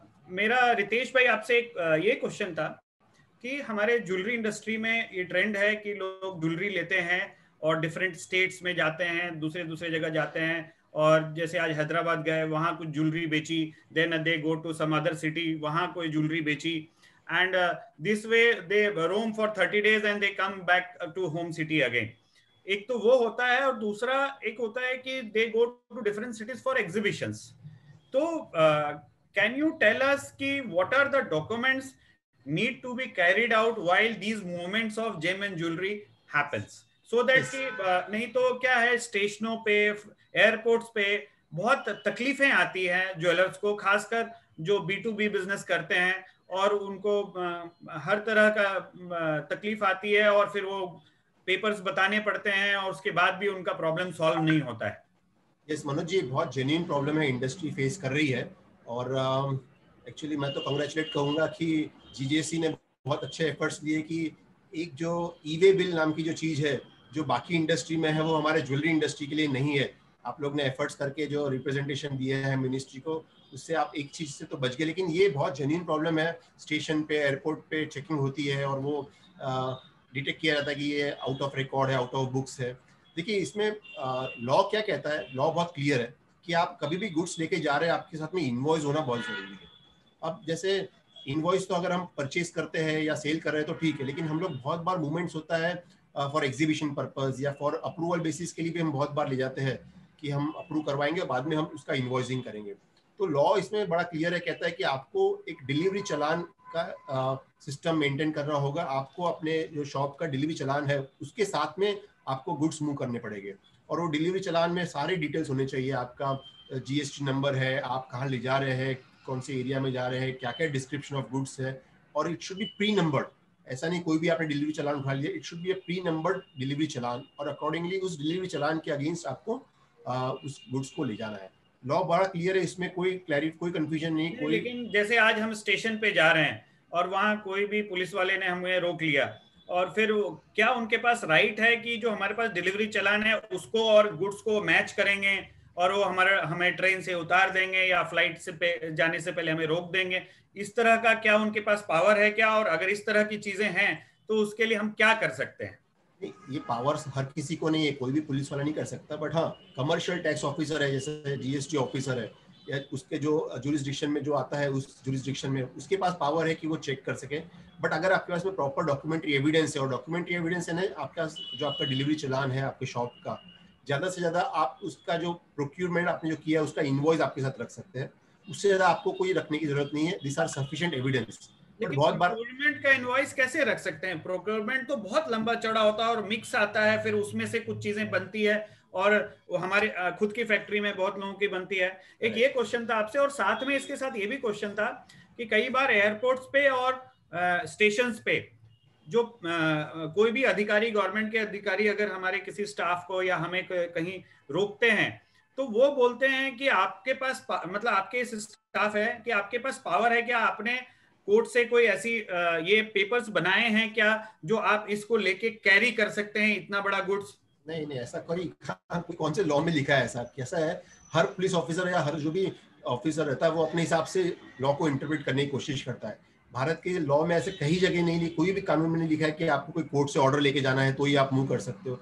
आपका गुड्स है, जैसे लोग दूसरा सामान ले जाते हैं वैसे हम जेम्स ज्वेलरी भी ले जा सकते हैं, बट आपको डिलीवरी चालान रखना पड़ता है कि ये डिलीवरी चालान के अगेंस्ट में मैं ले जा रहा हूँ, यानी कोई ब्लैक मार्केटिंग या मैं आउट ऑफ बुक्स ट्रांजैक्शन नहीं कर रहा हूँ, मेरे पास प्रॉपर्ली रिकॉर्डेड ट्रांजैक्शन है कि मैं अपने शॉप के डिलीवरी चालान पे ले जा रहा हूँ। नहीं, मैं ये बोलना चाह रहा था कि कोई स्टाफ है, मेरी कंपनी का कोई स्टाफ है, वो कैरी कर रहा है और उस स्टाफ से वो पूछते हैं कि आप ऑथराइज हो क्या, आप वहाँ के स्टाफ हो क्या, उसके लिए आपको कोर्ट से कोई पेपर एक बनानी पड़ती है कि आप इतने ग्राम और इतने कैरेट्स गोल्ड और डायमंड लेके ट्रैवल कर सकते हो, इस तरह की कोई बात है कि इसमें ऐसे मार्केट में बहुत बातें चलती हैं, इसलिए मैं आपसे क्वेश्चन नहीं, ऐसी कोई रिक्वायरमेंट नहीं है, लेकिन हाँ एज अ प्रूडेंट बिजनेसमैन हमने जब हमारा जो स्टाफ कैरी कर रहा है उसके पास प्रॉपर डॉक्यूमेंट्री एविडेंस होना चाहिए खुद के भी कि भैया वो इसका स्टाफ है, कोई प्रॉपर ऑथराइजेशन लेटर हमने इशू करके उसको देना चाहिए कि you are authorized to carry this goods along with you on this delivery challan. तो मेरे हिसाब से सफिशिएंट है, लेकिन फिर भी क्या होता है बहुत बार आर्म ट्विस्टिंग होती है बहुत जगह, और इसका रिप्रेजेंटेशन हमको लगता है एज अ इंडस्ट्री एसोसिएशन हमको ये मिनिस्ट्री तक करना चाहिए। तो आपके हिसाब से डॉक्यूमेंट्स जो है that should be one authorization letter and detail of that staff should be there along with ID proof, all the delivery challan and maximum अगर कोई procurement का ऐसे तो वो मुश्किल चीज है तो वो कोई पेपर रखें तो that's it, बाकी उससे ज्यादा की कोई डॉक्यूमेंट रखने की जरूरत और वो डिलीवरी चलान के प्रॉपर रिकॉर्ड्स आपको अपने आप मेंटेन करना रखना होगा। उसकी जो सेकंड कॉपी है वो आपके पास में होनी चाहिए, कभी भी आपको वेरीफाई हुआ, क्रॉस वेरीफाई हुआ तो आपके ऑफिस या शॉप में भी होना चाहिए कि इतने इतने डिलीवरी चलान पे ये माल इशू हुआ है। करेक्ट है। एट द सेम टाइम जो हम एग्जीबिशंस के लिए जाते हैं दूसरे शहर में, when we go to different cities, तो वहां के लिए भी that is the same papers, no else paper should not only in India. GST में गवर्नमेंट बोर्ड का सर्कुलर है, even if you take goods out of India also ना, then also delivery challan is sufficient है ना। Even out of India के लिए भी आपको कोई अलग डॉक्यूमेंट नहीं प्रिपेयर करना है या कोई कोर्ट से ऑर्डर नहीं लेना है, delivery challan is a sufficient evidence to carry those goods out of India. Correct. Thank you Ritesh Mehta ji. आपके लिए मेरे पास और भी क्वेश्चंस हैं, लेकिन थोड़ा वक्त कम पड़ रहा है। We will go to other panelist, और वहां से टाइम बचा तो हम वापस आपके पास आएंगे, और आप हमारे साथ बने रहिए क्योंकि हमें बहुत सारे क्वेश्चंस पूछने हैं आपसे, लोगों को पूछने हैं जो हमारे मेंबर्स हैं। ऑलरेडी चैट बॉक्स में बहुत सारे क्वेश्चंस आ चुके हैं, सो हमारे साथ बने रहिए। And thank you so much इतने डीप नॉलेज हमें देने के लिए, and we will definitely come back to again. Raghav Rastogi ji, Raghav ji thank you so much join करने के लिए। थोड़ा सा आप आपका कैमरा नीचे कर लीजिए, थोड़ा सा फुल व्यू आएंगे। जी ना बेटर है। जी आप काफी यंग हैं, डायनामिक हैं, और आपने अपने जो ब्रांड है जुगल किशोर ज्वेलर, इसको नेक्स्ट लेवल पे आप लेके गए हैं, नए शोरूम्स खोल रहे हैं और काफी मॉडर्न तरीके से आप बिजनेस कर रहे हैं। हमने जैसा सुना लॉकडाउन में भी आपने काफी डिफरेंट डिजिटल मोड में काफी अपने बिजनेस को भी लेके गए, लीडिंग ज्वेलर हैं यूपी के। तो आपसे ये जानना चाहूंगा, जो पिछले 7-8 साल से आपने अपने बिजनेस में ध्यान दिया, काम किया, आप अपने कस्टमर के साथ रैपो बनाने के लिए क्या करते हैं? What is the rapport building according to you? Rapport building कैसे होता है? देखिए रैपो जो है बेसिकली जो मुझे समझ में आता है, रैपो जो है ना आपके कंज्यूमर का सेलर के साथ क्या कंफर्ट लेवल है उसको हम लोग रैपो बोलते हैं अकॉर्डिंग टू मी। और एक चीज जो मैंने नोटिस करी है कि देखिए जो ब्राइड की जो एज जो है वो क्या है, मेरे पापा के टाइम पे हो या मेरे ग्रैंडफादर के टाइम पे हो, ब्राइड की एज 22 साल से 30 साल की उम्र की ही है। लेकिन जो बेचने वाले लोग जो है ना उनकी उम्र जो है ना धीरे धीरे धीरे करके बढ़ती थी। जी राघव जी आपकी आवाज नहीं सुन पा रहे हैं हम। राघव जी, ठीक है, हम राघव जी के पास जाएंगे वापस। तब तक हम वापस प्रवीण जी के पास जाएंगे, सेम क्वेश्चन लेके। ये ज्वेलर भी हैं और प्रोफेशनल ट्रेनर भी हैं। आज की जैसे अगर हमारी जनरेशन देखे कि दिस इज माय स्टाइल, आवाज आ रही है आपको? हेलो जी आ रही है राघव जी। राघव जी आपकी आवाज डिस्टर्ब हो रही है, आप एक बार लॉग आउट होके फिर से लॉग इन कीजिए। तब तक हम प्रवीण जी के पास जा रहे हैं, आप एक बार फिर से लॉग इन होइए, तब तक आपकी आवाज डिस्टर्ब है। ठीक, या तो फिर आप अपना वीडियो ऑफ करके अगर बोल सके तो भी आवाज क्लियर पहुंच सकेगी। जी राघव जी आ रही है आवाज? जी आ रही है जी। तो रैपो बिल्डिंग जैसे कि जो है मैं कह रहा था कि रैपो बिल्डिंग जो है ना आपका जो एक सेलर का कंज्यूमर के साथ जो कंफर्ट लेवल होता है उसको जो है ना हम लोग एक रैपो जो है ना जैसे थोड़ा फैंसी टर्म में जो है ना वो कहा जाता है। तो मैं जैसे कह रहा था कि ब्राइड्स की एज जो है जो अक्रॉस आप जनरेशन अगर आप देखें तो वो 30 साल की उम्र के बीच में ही होती है।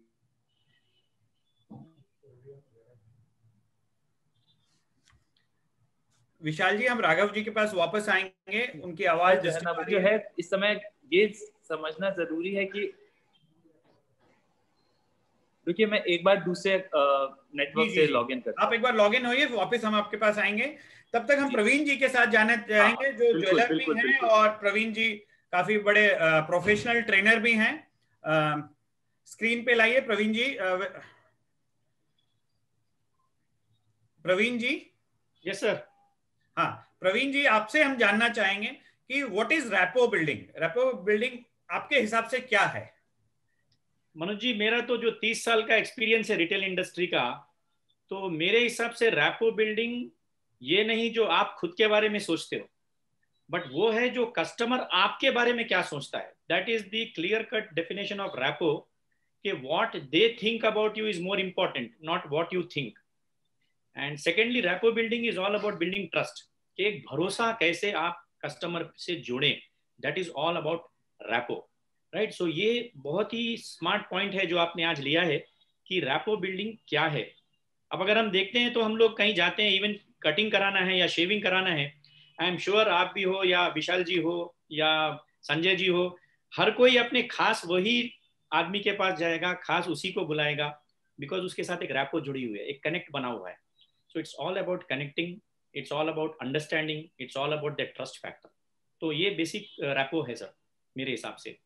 तो ये जो रैपो बिल्डिंग है, हम सब जानते हैं, और हम जितने भी ज्वेलर है सब चाहते हैं, वी ऑल वांट कि हमारे कस्टमर हमारे लिए अच्छा सोचे और हमारे लिए लॉन्ग टर्म रहे, हमारे पास आए। लेकिन हमें ये नहीं पता कि वो what is the simple step, what is how this rapport building can do. आप ऐसे कुछ तरीके बताएंगे, कुछ स्टेप्स बताएंगे, so that we can take care of it, और जिसके वजह से हम हमारे कस्टमर हमारे बारे में अच्छा सोचे, लॉन्ग टर्म सोचे, और that building rapport building should be there। हाँ सर बिल्कुल। सी बेसिक रैपो बिल्डिंग अगर आप स्कूल साइंस के हिसाब से जाएं, जैसे मुझे याद है तेंदुलकर से पूछते हैं कि what is your secret of success, तो तेंदुलकर कोई नई चीजें नहीं बताता है, वो सिंपल यही बोलता है नेट्स पे जाओ प्रैक्टिस करो और आगे बढ़ो, नेट्स पे जाओ प्रैक्टिस करो और आगे बढ़ो। तो आज मैं भी 5-6 साल से कंटिन्यूस ट्रेनिंग्स में राइट फ्रॉम स्कूल बुक सिखा रहा हूँ कि it is not about what people think and it is all about being a magnetic personality. एक चुंबक की तरह आप कैसे बने जिससे कस्टमर आपकी तरफ आकर्षित हो। एंड उसके सिंपल स्टेप में सबसे पहला स्टेप जो मेरे ख्याल से हमारे पूरे पैनलिस्ट के पास है, जो कि एक प्यारी सी मुस्कुराहट है। So smile is the first thing which will help you to build your rapport. This is right from the school books. तो हर कस्टमर के सामने एक बढ़िया सी स्माइल रखें। हमारी 32 इंच की जो है, जो प्रभु ने हमें दी है, उसको दिल खोल कर हम लोग यूज करें। So the first thing to rapport building is have a genuine smile, have a very genuine smile. Tata का एक एड देखा था मनोज जी मैंने, उसमें टाटा वालों ने लिखा था वांटेड सेल्समैन, एंड नीचे लिखा note, please don't apply if you can't smile, please don't apply if you can't smile. पहली चीज आई फील जो एक एंट्री है, एंट्री डोर है, वो एक मुस्कुराहट है। तो सेल्स के लिए सबसे पहली चीज आप बढ़िया सी दिल खोल के मुस्कुराहट दो। And in my trainings I make people to really smile, क्योंकि बहुत लोग हैं जो स्माइल भी नहीं कर सकते हैं। तो मैं बोलता हूँ यार ये भी सीखना पड़ेगा आपको। एंड स्माइल की कोई भाषा नहीं है, सामने वाला अगर इंटरप्ट यू इन बीच में मैं पूछना चाहूंगा आपसे। Yes sir. कोई कस्टमर है बहुत गुस्से में आया है, हाँ सर, बहुत ही ज्यादा गुस्से में है, वहां हम स्माइल कैसे करें कि हम how I can diffuse his that angry customer. Sir ये बहुत ही बढ़िया क्वेश्चन है, ये हमारे कम्युनिकेशन स्किल्स में यूज होता है। So I always say match the tone to the tone. जैसे कस्टमर अगर गर्म है, समझ लीजिए कोई एक 25 का आइटम ले गया, या कोई आइटम है जो काला हुआ या कुछ ट्रबल आया, डायमंड गिर गया है, चलिए एग्जांपल दे रहा हूं, डायमंड गिर गया एंड ही इज शाउटिंग, तो आप जनरल हम लोग क्या करते हैं, हम लोग अपनी वॉइस एकदम लो कर लेते हैं डर के, राइट। तो एक बार के लिए आप पिच को मैच करके देखो और आप भी ये बोलिए, सर आप चिल्ला क्यों रहे हो, you are with the best of the jeweller, आप शांति से बैठिए, मैं हूं ना। And then you will find the customer goes down a little, फिर आप भी पिच डाउन कीजिए। So matching is very important sir, that is what I call mirroring in the training in communication.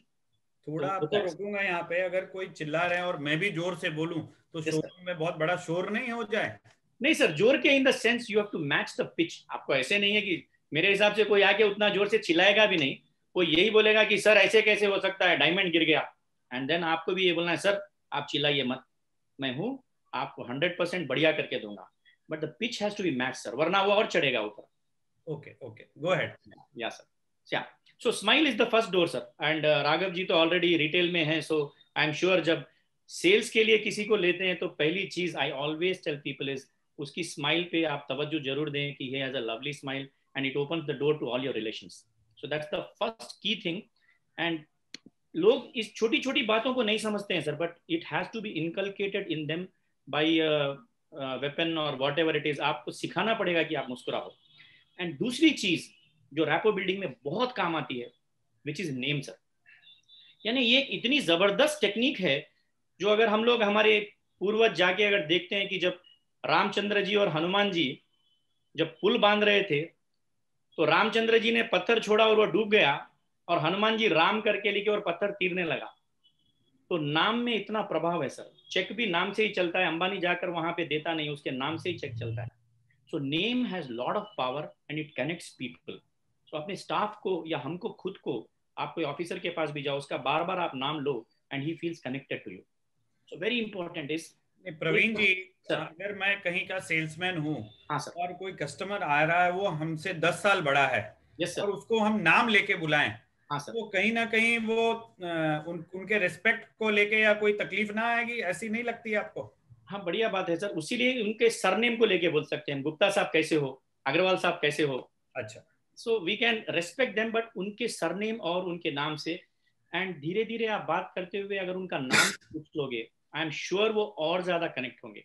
अगर समझ लीजिए मैं 30 साल का ही सेल्समैन हूँ और मनोज जी 31 साल के हैं, हाँ, और मैं अगर आके पूछ लूंगा कि मनोज जी आपको क्या दिखाऊं, Manoj ji will get connected.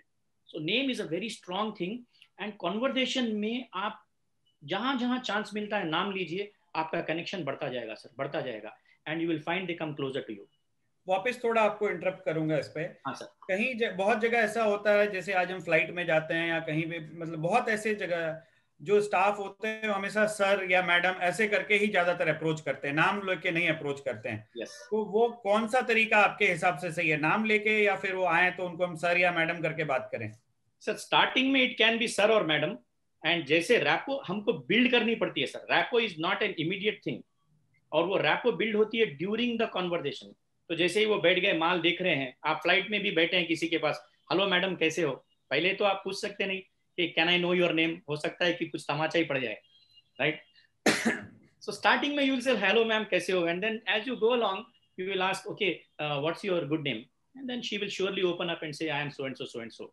And then आप कन्वर्सेशन में नाम लेना शुरू करो, you will try to patch up और नजदीक आते जाओगे. So that is one very important thing.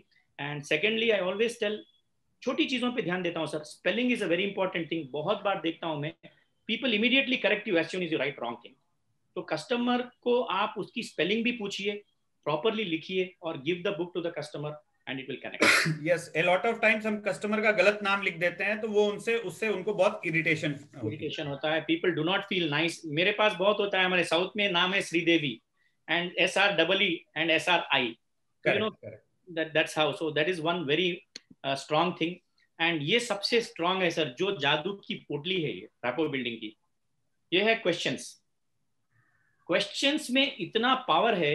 यानी आज मैं जहां जाता हूं देख रहा हूं कि हर आदमी प्रोडक्ट के बारे में बात कर रहा है. Praveen ji, we will speak in Hindi English. We are getting a lot of SMS ki please speak in English also. Oh yes, I am mix we will. Yes. So lot of places I see people are just talking about products. They are just talking about product. But I tell people, when you are on the sales counter, you will build a rapport when you talk about the customer. So first start talking about the customer. Example, I'll tell you what are the common questions you can ask. Very, very important. So just say customer, he comes inside, you can ask them, madam, hello, from where you are coming? You reside at so-and-so or so-and-so? Then they will say, no, I am residing at Bandra Kurla, example. Or she will give you an example, I am at Greater Kailash in Delhi. So first small questions you start to ask them, and I challenge a salesman who can talk for 5 minutes, everything except the product is a successful salesman. Product ko chhod ke, you ask them more questions. Oh, is it for a special occasion?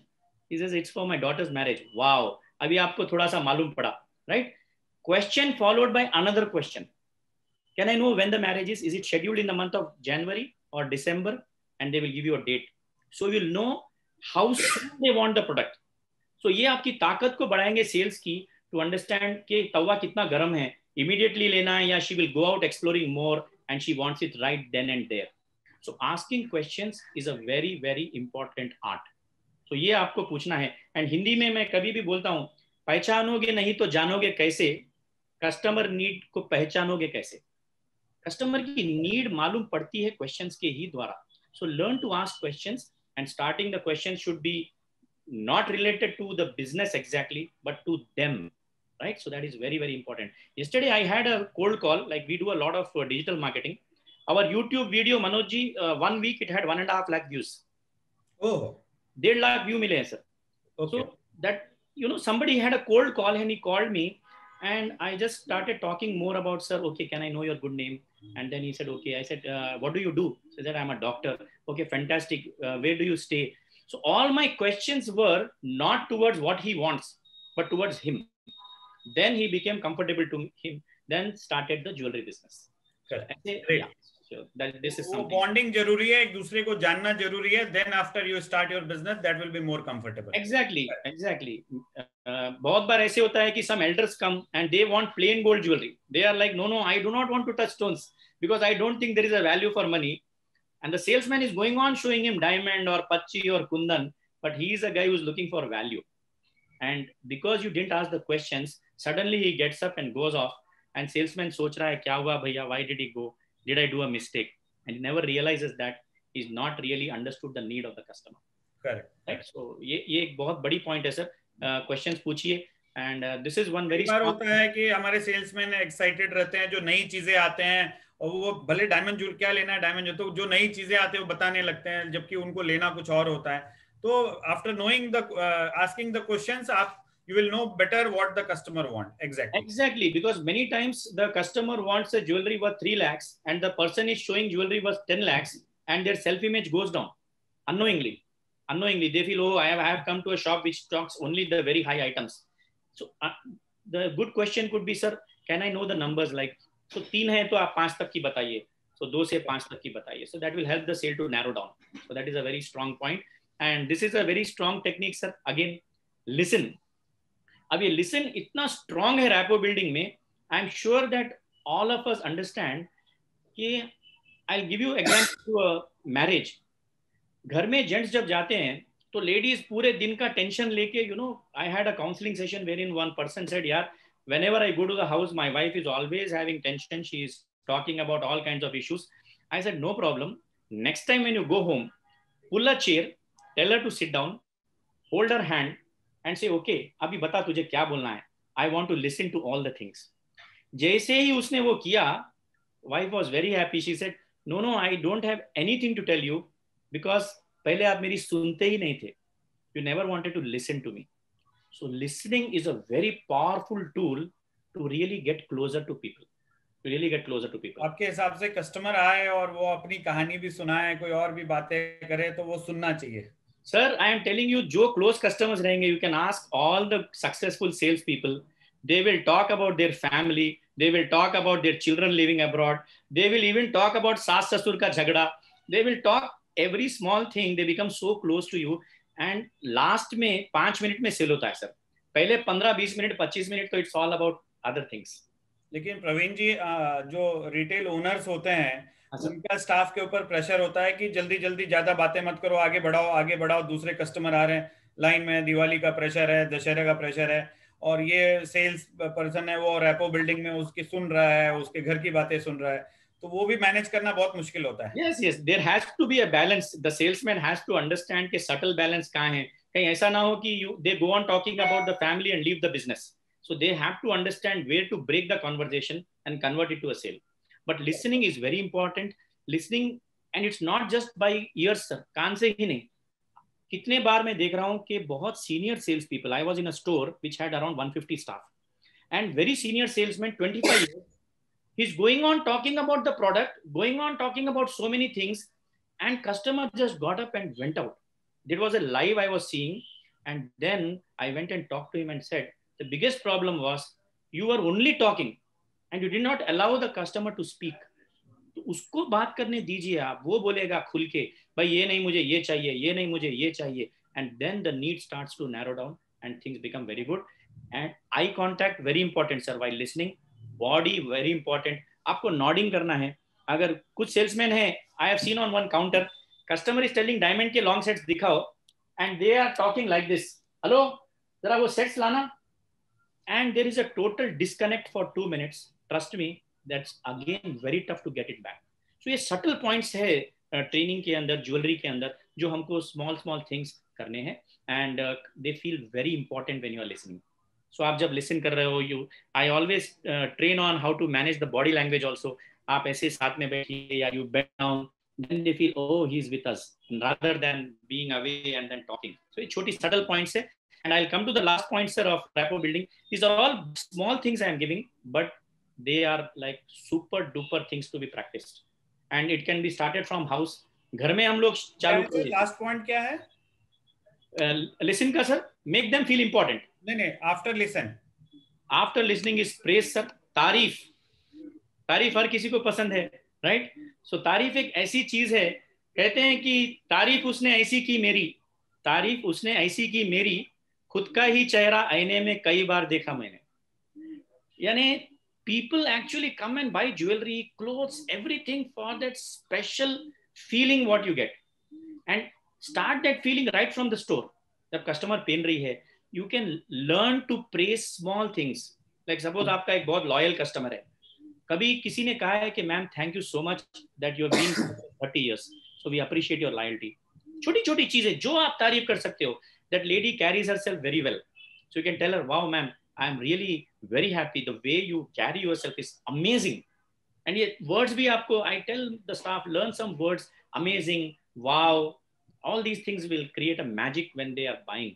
And हम लोग तो बेच रहे हैं, खुशियां बेच रहे हैं सर, ज्वेलर्स तो, and ज्वेलर्स जब खुशियां बेच रहे हैं तो उस खुशी को वहीं से जब महसूस होते हैं ना, then the sales become very strong and आपकी मार्जिन बढ़ेगी, आपकी वॉल्यूम भी बढ़ेगी.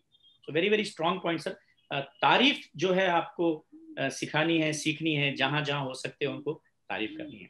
So these are all very small but very strong points. आपने बहुत important points बोला प्रवीण जी, लेकिन इसका कहीं ना कहीं मुझे एक डिमेरिट भी दिख रहा है, जो मैं अभी आपके पास आऊंगा, आप तब तक आप सोचे उसके बारे में. हाँ सर. इतना क्लोज हो जाए customer, they are so familiar, praise किया और फैमिली मेंबर की तरह उनके घर की बातें और एवरीथिंग, फिर वो कहीं ना कहीं प्राइस के लिए, डिस्काउंट के लिए बहुत बड़ा एक तकलीफ आ जाता है. That I will come to you.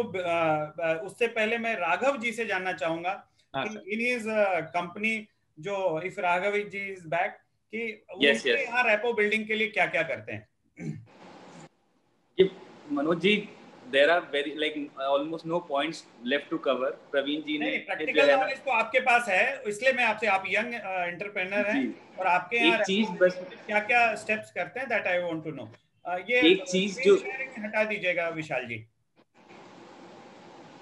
एक चीज जो अभी प्रवीण जी जो कह रहे थे, रैपो बिल्डिंग जैसे कॉन्वर्सेशन, लिसनिंग, नो डाउट ये पॉइंट्स बहुत इंपॉर्टेंट हैं, बट इसमें एक चीज हम लोगों को ये समझनी जरूरी है कि देखिए इंडिया में मैक्सिमम जो ज्वेलरी जो बिकती है वो ब्राइडल होती है for what ever segment of the society. कोई जो है 5 लाख में अपना पूरा ब्राइडल सेट लेना चाहता है, कोई 50 लाख में ब्राइडल सेट लेना चाहता है. इन चीज में एक जो सबसे बड़ा कॉमन फैक्टर ये है कि ब्राइड्स की एज जो है ना 22 साल से जो है 30 साल की उम्र के बीच में ही होती है. आज भी वही थी, मेरे पापा के टाइम पे भी वही थी और मेरे ग्रैंडफादर के टाइम पे भी वही थी. रैपो बिल्डिंग करने के लिए जैसे जो क्वेश्चंस अगर पूछने हैं, तो if a 24-year-old bride to be sitting and उसको कॉन्वर्सेशंस जैसे करनी है, तो अ 40-year-old और 50-year-old man, she will not be very comfortable with asking and conversing about मैंने लहंगा कहाँ से लिया, या मेरा कलर कहाँ पर है, या मैं हनीमून पे कहाँ पर जा रही हूँ. All these like sort of small questions जो रैपो बिल्डिंग के लिए जो है ना जरूरी होते हैं. तो जरूरी जो है ना इस समय ये है कि आपका जो स्टाफ जो हो, आपका स्टाफ जो है ना वो उस एज ग्रुप को बिलोंग करना चाहिए जिस एज ग्रुप के कस्टमर्स जो है ना आपके पास आ रहे हैं. क्योंकि रैपो बिल्डिंग में एक एज की जो है ना, मनोज जी आवाज आपकी नहीं आ रही है. नहीं, you go ahead. Sorry sir. तो एक चीज जो मुझे ये समझ में आई कि जब एज ग्रुप देखिए एक लेवल पर जो है होता है, तो उसमें जो है ना सामने वाले के लिए भी कन्वर्स करना जो है ना वो इजी होता है. For example, if a bride is there, bride to be is there, she who is let's say a 25-year-old bride, उससे जो है मैं और इजीली क्वेश्चंस पूछ सकता हूँ कि आपने जैसे लहंगा कहाँ से लिया, where are you planning for your vacation, या आपने डेस्टिनेशन वेडिंग कर रहे हैं कि नहीं कर रहे हैं, rather than my father asking these same questions, she won't be so comfortable. तो हम लोग को अपने एम्प्लॉयज की ट्रेनिंग पे जो है बहुत ज्यादा फोकस करना चाहिए, एंड बिकॉज हमारे एम्प्लॉयज ही जो है ना हमारे एम्बेसडर्स हैं. It is not physically possible for a retail owner to attend every single customer.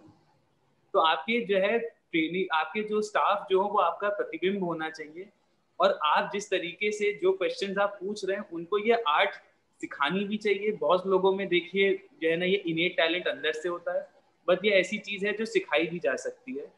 और अगर जो है मैंने ये चीज खुद सामने से देखी है, जो ये हम करते भी हैं, दैट इफ यू नो, अगर जैसे एक फैमिली अगर पूरी आ रही है जिसमें जो है ना लड़की, उसके पेरेंट्स और उसकी एक बहन या भाई आ रहे हैं, तो उसमें जो है ना हम लोग सेल्स में जो है ना एक मिक्स रखते हैं, that there should be one female sales staff which is let's say 35-40, and one young male sales staff or one young female sales staff which is below 30 years of age, so that the elder sales staff can converse and मतलब वो जो बड़े age group वाले जो उसके parents हैं उनको जो है ना वो लोग एंगेज कर सके, एंड जो यंग सेल्स स्टाफ है वो जो एक्चुअल परचेजर है, जो एक्चुअल कंज्यूमर है उस प्रोडक्ट का, वो उसको यूज कर सके. तो ये कॉम्बिनेशन जो है ना काफी काम आता है. एंड अगेन ये साइंस नहीं है, ये आर्ट है, ये हर कंज्यूमर के लिए डिफरेंट होती है. बहुत बार होता है कि काउंटर्स पे भीड़ लगी हुई है, उस समय हम बैठ करके ये बात, जैसे अब मनोज जी ने कहा कि घर पे क्या चल रहा है और क्या दिक्कत है, वो करने में जो है, अगर मेरा भी कोई एम्प्लॉय अगर ऐसे कर रहा होगा तो 1 मिनट के लिए मैं कि जो है ना वहाँ भीड़ लगी, चलो इनका काम कंप्लीट करो, दूसरे कस्टमर को डील करें.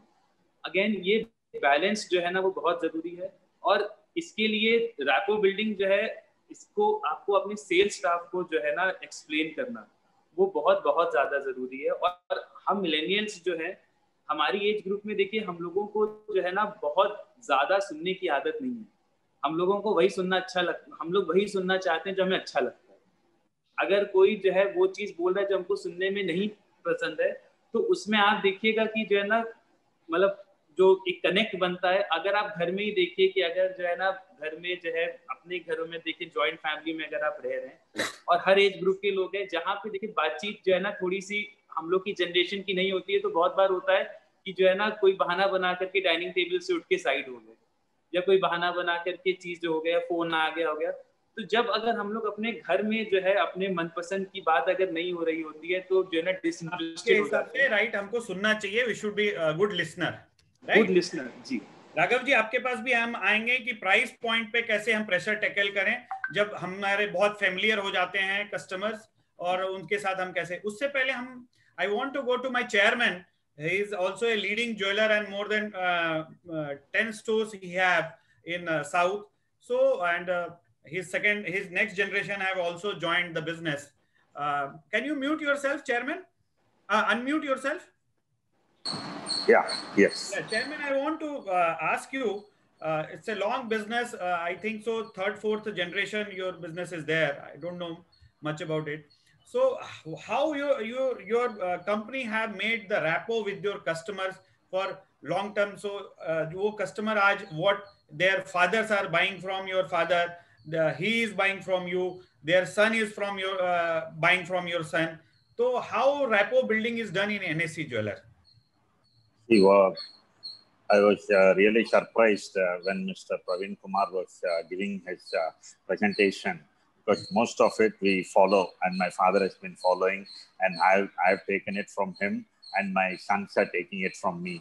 And most of my senior employees, when I used to sit in the showroom, they have also got trained in the same way, and that is how we take care of the customers. For any example, different point, can you, Chairman, tell me what Mr. Praveen Kumar have not told? Any specific what is used in your showroom? He is a specialist. What else I can say? You tell me. See, normally what happens is, see, today, for example, a practical incident. One incident I would like to share. Last evening, one of my old customers, she's 40 years old customer, she called me and said, my daughter has come down from Bangalore. I want you to be present in the showroom. She wanted to buy a diamond nose pin. So the diamond nose pin was cost is 10,000 rupees, but I didn't ignore. Morning 10:30, I was in the store. I received her. She came with her daughter and son-in-law. They sat for the nose screws. So I myself attended the customer. Even my employees were surprised because now after corporate, after making it corporate, they don't see me much. So only when very close customers call me, I go there. So I was sitting in the counter and I was attending them. Instead of one nose screw, they bought 3 nose screws. Then they bought a diamond washer, diamond stud washer. Then I took them. We were about to bill. We were crossing the Forever Mark counter. I said, see, look at these Forever Mark. She said, what is this special? I would have bought here also. I said, these are very special. Each diamond is marked Forever and it's from De Beers. So I made them sit there. She was browsing. They were browsing through the stock. So as they were looking at it, I was just asking her what is it that she was doing. She said she's a principal in the school. And I was talking about her daughter and her husband and all that. Her husband was saying, see, you started with 1, now we have seen 3, and already she was interested in some diamond bangles for next purchase. So I was showing her also the diamond bangles and gave her ideas. So after coming to this counter, she wanted to buy some diamond studs worth ₹1,40,000 rupees. She said, you wanted bangles next time, and now for starting from 10,000, now it has crossed to 2 lakhs. What is this? I just intervened and said, sir, these are all miscellaneous expenses. So please don't look into it. That's how I said, and I closed the deal at 1.4. So totally it was 2 lakhs. See, from 10,000, we took it to 2,000. It all depends on the salesman, how he attends the customer. They were very, very happy. So that's how our salesman has to be trained. And we also need to visit the stores often and see how our boys, see, now what happens is the boys also know how, see, more than the training. See, we give the training, everything is done. Practically, when we go to the showroom, sit with the customers and attend to them. Nowadays, see, what happens is sometimes we get complaints. Even to give water, they are hesitating, salesmen. Only the housekeeping people have to give water. I used to say, I and my father used to give water to them. What is there? We used to go and get the water and give it to the customer. So that's how we have to train our employees. That's the difference we make with others. That's where they feel so happy. What is this, Babu sir? You are giving us water. What is there? In giving water, what is there? It's also punya. So that's the chairman. I can conclude this. Making customer so special, special. You made the customer special.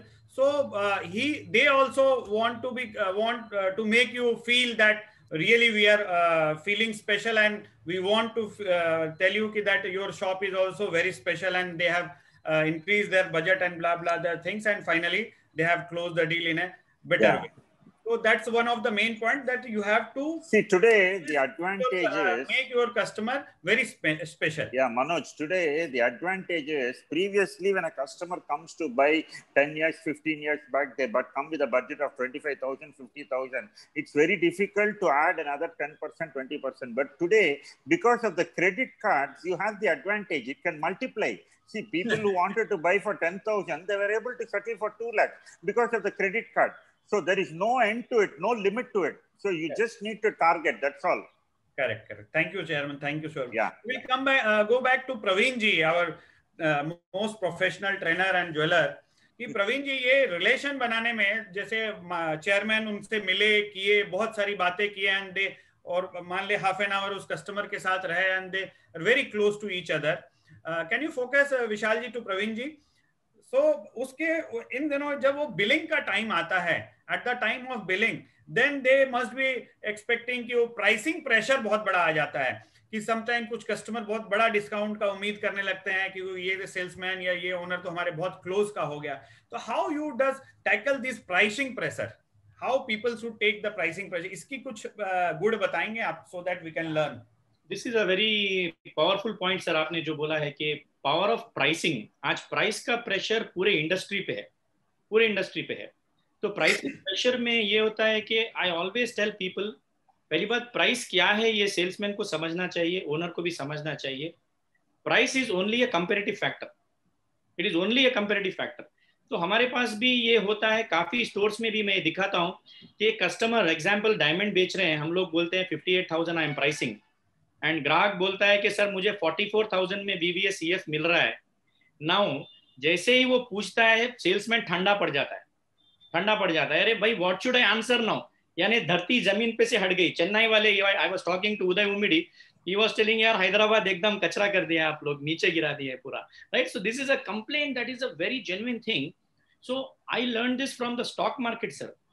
एक stock एक level पे है, वो उस time पे बहुत हमको सस्ता दिख रहा था, एक लेवल पे वो बहुत महंगा दिख रहा है, because things have changed now. So I tell the salesman, जैसे ही उसने 58,000 का 44 बोला, it's actually a war. It's actually a war. Price is a war between the buyer and the seller. तो वो 44 बोल रहा है, इसको गेम समझो आप पहले टेंशन मत लो, ये समझो कि सामने बॉलिंग डाल रही है, वो मैं बैट्समैन हूं, मेरे को फेस करना है, एंड इमीडिएटली आप उसको हायर लेवल बताइए, आप उसको हायर लेवल बताइए, shift her mindset from that 44 barrier. उसने जैसे ही आपको मारा 58 से 44 पे लाई, आप उसका माइंड ये लेके जाइए, madam there are some people who sell at 1,25,000 also, there are some people who sell at 1 lakh also, there are some people who sell at 80 also, some at 68 also. आपको कुछ बोलना नहीं है, पेपर पे लिखना है 125, 1 lakh, 80,000, then your 58,000, then what she said, and then आपको ये बोलना है, madam let us take the average of the market, I am ready to take it, I am ready to take it. तो वो ग्राहक थोड़ा ऊपर आएगी. अब she will not pull down, she will say चलो ठीक है मेरे लिए 48 कर लो. So this is all a shifting of the mindset. जो आप उसने आपको नीचे का लेवल दिखाया, आप उसको ऊपर का लेवल बताइए, एंड देन कहीं ना कहीं बीच में शादी पक्की हो जाएगी. So it's all a price war, and इसको एंजॉय करो, इस यानी टेंशन में मत आना, इसको एंजॉय करो प्राइस वॉर को, and yeah you just enjoy. And Praveen ji, I will come back to again. आपने ये बताया कि वो सेल्समैन कैसे प्राइस प्रेशर को टैकल करेगा. माय क्वेश्चन वाज, अगर वो बहुत फेमिलियर हो जाता है, होमली रिलेशन में आ जाता है, और फिर वो कस्टमर उससे प्राइस के डिस्काउंट की बातें करता है, तो उसको कैसे टैकल करें? I will come to you on this. Before that I will go to Raghav ji. Raghav ji, how you say in when rapport building is there and your salesman is there, and after that how they tackle, you train them for tackling this price pressure? देखिए, price pressure जो है ना एक बहुत real problem है, और जो इतना डीप डिस्काउंटिंग जो हम लोग की इंडस्ट्री में इस समय चल रही है, उससे कस्टमर्स जो है ना उनको काफ़ी मिस इन्फॉर्मेशंस भी हैं. एंड जैसे मैं प्रवीण जी की एक बात से थोड़ा सा डिफर करना चाहूँगा कि जैसे कस्टमर जब कहीं से कोई एक एक्स प्राइस लेकर के आता है, तो वहाँ पे that customer is very limited to region की जो है ना वो मैं इसका जो है ना ऊंचा दाम क्यों दूँ. अगर मेरे को फॉर एग्जांपल अगर कोई एक चीज़ x% पे मिल रही है, तो वाई शुड आई पे x + y% टू यू. इस समय जो है उनको जैसे उनका एक पॉइंट जो सही है कि आपने बताया कि एक जो है ना 44,000 का 1,25,000 पे भी बेच रहा है और 80 पे भी बेच रहा है, आप एवरेज लीजिए, बट वहाँ पे कस्टमर को जो है ना हैंडल करना थोड़ा सा जो है ना वो टफ होता है. ये वो कस्टमर हैं जो कहीं से प्राइस ले करके आए हैं. दूसरे जो रैपो वाले कस्टमर जैसे होते हैं, जिनसे जैसे अभी जो है ना चेयरमैन सर ने भी कहा कि उनके एक पुराने कस्टमर थे, तो उन पुराने कस्टमर की भी जो है ना एक एक्सपेक्टेशन होती है. एक एक्सपेक्टेशन होती है कि मेरे सामने जो है ना जिनको मैंने कॉल किया है वो सामने है, और एक उनका हिसाब किसी एक तरीके से जो है ना वो करते आ रहे होंगे अपनी किसी एक पॉलिसी के हिसाब से. तो at the back of the mind एक एक्सपेक्टेशन तो रहती है. बाकी अगर जो है ना प्राइस वॉर को अगर देखें, देखिए इसके दो तरीके हैं. अगर मेरे पास एक कस्टमर जो है ना चल करके आ रहा है, अगर मुझे उसको थोड़ा सा जो है उसने मान लीजिए मुझसे 100 का डिस्काउंट मांगा, और अगर मैं उसको 40 तक दे पा रहा हूँ, मैंने उसको 50 कर दिया ये सोच करके कि मुझे जो है ना न्यूज़पेपर के ऐड का खर्चा मेरा बच गया. मैं अगर जो है ना मेरे पास 10 लाख रुपए का कस्टमर है, वो मुझसे कहता है कि मैं आपको 980. इस प्रेशर को कैसे हटाएं, उसको डील कैसे? देखिए, ये प्रेशर को हटाना जो है ना इतना इजी इसलिए नहीं है क्योंकि एक स्टैंडर्डाइजेशन नहीं है. गोल्ड में देखिए it is easy, in diamonds it is tough, because सब जगह from store to store, from city to city, from state to state, qualities में प्राइसेस में जो है ना इतना फर्क है दैट कंज्यूमर के मन में एक चीज ये रहती है कि भैया जहां से आ रहा है ना वहां से वो ले लो. तो ये प्रेशर जो है ना जब तक कि देखिए डिस्काउंट्स रहेंगे, जो इतने हेवी डिस्काउंट्स का जो है ना कल्चर चल रहा है आजकल, जैसे अगर आप न्यूज़पेपर देखिए, पहला पेज खोलिए तो 20% डिस्काउंट, दूसरा पेज पे 30, जब तक लास्ट पेज के ऐड तक पहुंचे तब तक की जो है ना 0% मेकिंग या 50% डिस्काउंट तक आ जाते हैं हम लोग. करेक्ट. तो इतना जब कस्टमर के मन में ड्रिल कर दिया गया है कि आप डायमंड्स खरीद रहे हैं तो आपको 30% डिस्काउंट मिल रहा है, तो कस्टमर जो है ना उस प्रोडक्ट को कभी वैल्यू ही नहीं करेगा. उसको पता है कि मैं 100 बताऊंगा, मैं जो है ना उसको 70 बोलूंगा तो वो 100 बोलेगा. तो ये माइंडसेट एज एन इंडस्ट्री अगर हम लोग चेंज करते, इसीलिए हम लोगों के यहाँ जो है ना जीरो डिस्काउंटिंग पॉलिसी है। हम लोग के यहाँ कभी कोई ऑफर या डिस्काउंट जो है ना फॉर लास्ट 163 इयर्स जो है ना कभी कोई ऑफर या डिस्काउंट ऐसे कम्युनिकेट नहीं किया गया। लेकिन हाँ, जब कैसे कोई अगर कंज्यूमर आया, प्राइस की अगर फ्लेक्सिबिलिटी है, वहां पर जो है ना हमको अब्सॉर्ब भी करना पड़ता है। कभी कभी जो है ना एट मार्जिन्स बेचना पड़ता है, कभी कभी मार्जिन्स आते भी हैं। That is all part and parcel of the competition. Correct Raghav ji, case to case basis पे हम देखते हैं। I will go back to chairman again. Chairman, मैं आपसे ये पूछना चाह रहा था, I want to ask you कि जो आपने बताई कि 2 लाख की बिलिंग आपने की लास्ट, आपने आधे एक घंटे you are with the customer, then after at the time of billing अगर उस कस्टमर की एक्सपेक्टेशन बहुत ज्यादा है डिस्काउंट पे, तो then how you tackle this, your company how tackle this and how it happens? Because of the rapport that I've built all these years, in spite of all the discounts, she said, why don't you do one more round? I said, beyond this, I cannot do it. I just gave a smile at her and she kept quiet. So that's how you have to handle it, because you have to tell them, see, sometimes wherever you go outside other than jewelry, nobody gives discounts. It's only in the jewelry shop, because of our habits over the years, everybody has been giving discounts. Otherwise, you go to any silk store, sari shop, what is their margin of profit? 75%, 60%, high value saris and all. They don't discount at all. That's how it is. Price so discount, you give a smile and after that you don't speak anything. Correct. Yes. The same again, I will go to Praveen ji. I was telling you how that price pressure will be tackled. Sir, again, Chairman sir has told very nice thing. I always feel that sometimes not talking is the best answer we can give to the consumer. I tell my people, if somebody is bargaining too much, you just give a lovely smile and hold on your answer for 1 minute, 2 minutes, 5 minutes. ये यानी when the rapport is already built, अगर समझ लीजिए हमारा और I am already with them for so many years and they want a discount, it's like a husband-wife relation then. Wife asks something, husband does not answer. The wife understands now, boss, abhi to he is not going to listen to me. I have to go for his demand. Correct. I think, yeah. So silence is a very somewhere strong... you have to stop yourself and with the smile. And one thing I would like to tell Manoj ji before we go ahead. There are 3 things actually we should know which destroy our rapport.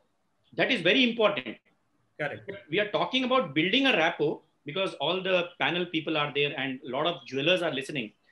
And this is a strong point which I'm trying to address to the industry, that our industry is a very big industry when it comes to order business. Order is a very strong part and parcel of our industry. So 3 चीजें, I call it the very strong 3 mantras of selling, जो हमारी rapport को destroy ना करें और rapport को बढ़ाएं. Point number 1, understand clearly what they want. Now, many times the salesman is not able to understand what she wants.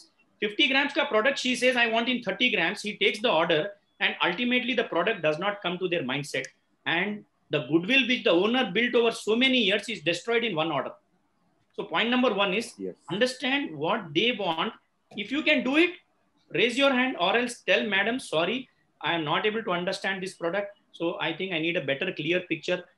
Excitement में आदमी order ले लेता है and then the order department says यार ये नहीं होगा and all these stories. So one is what they want. Second is how they want to be done.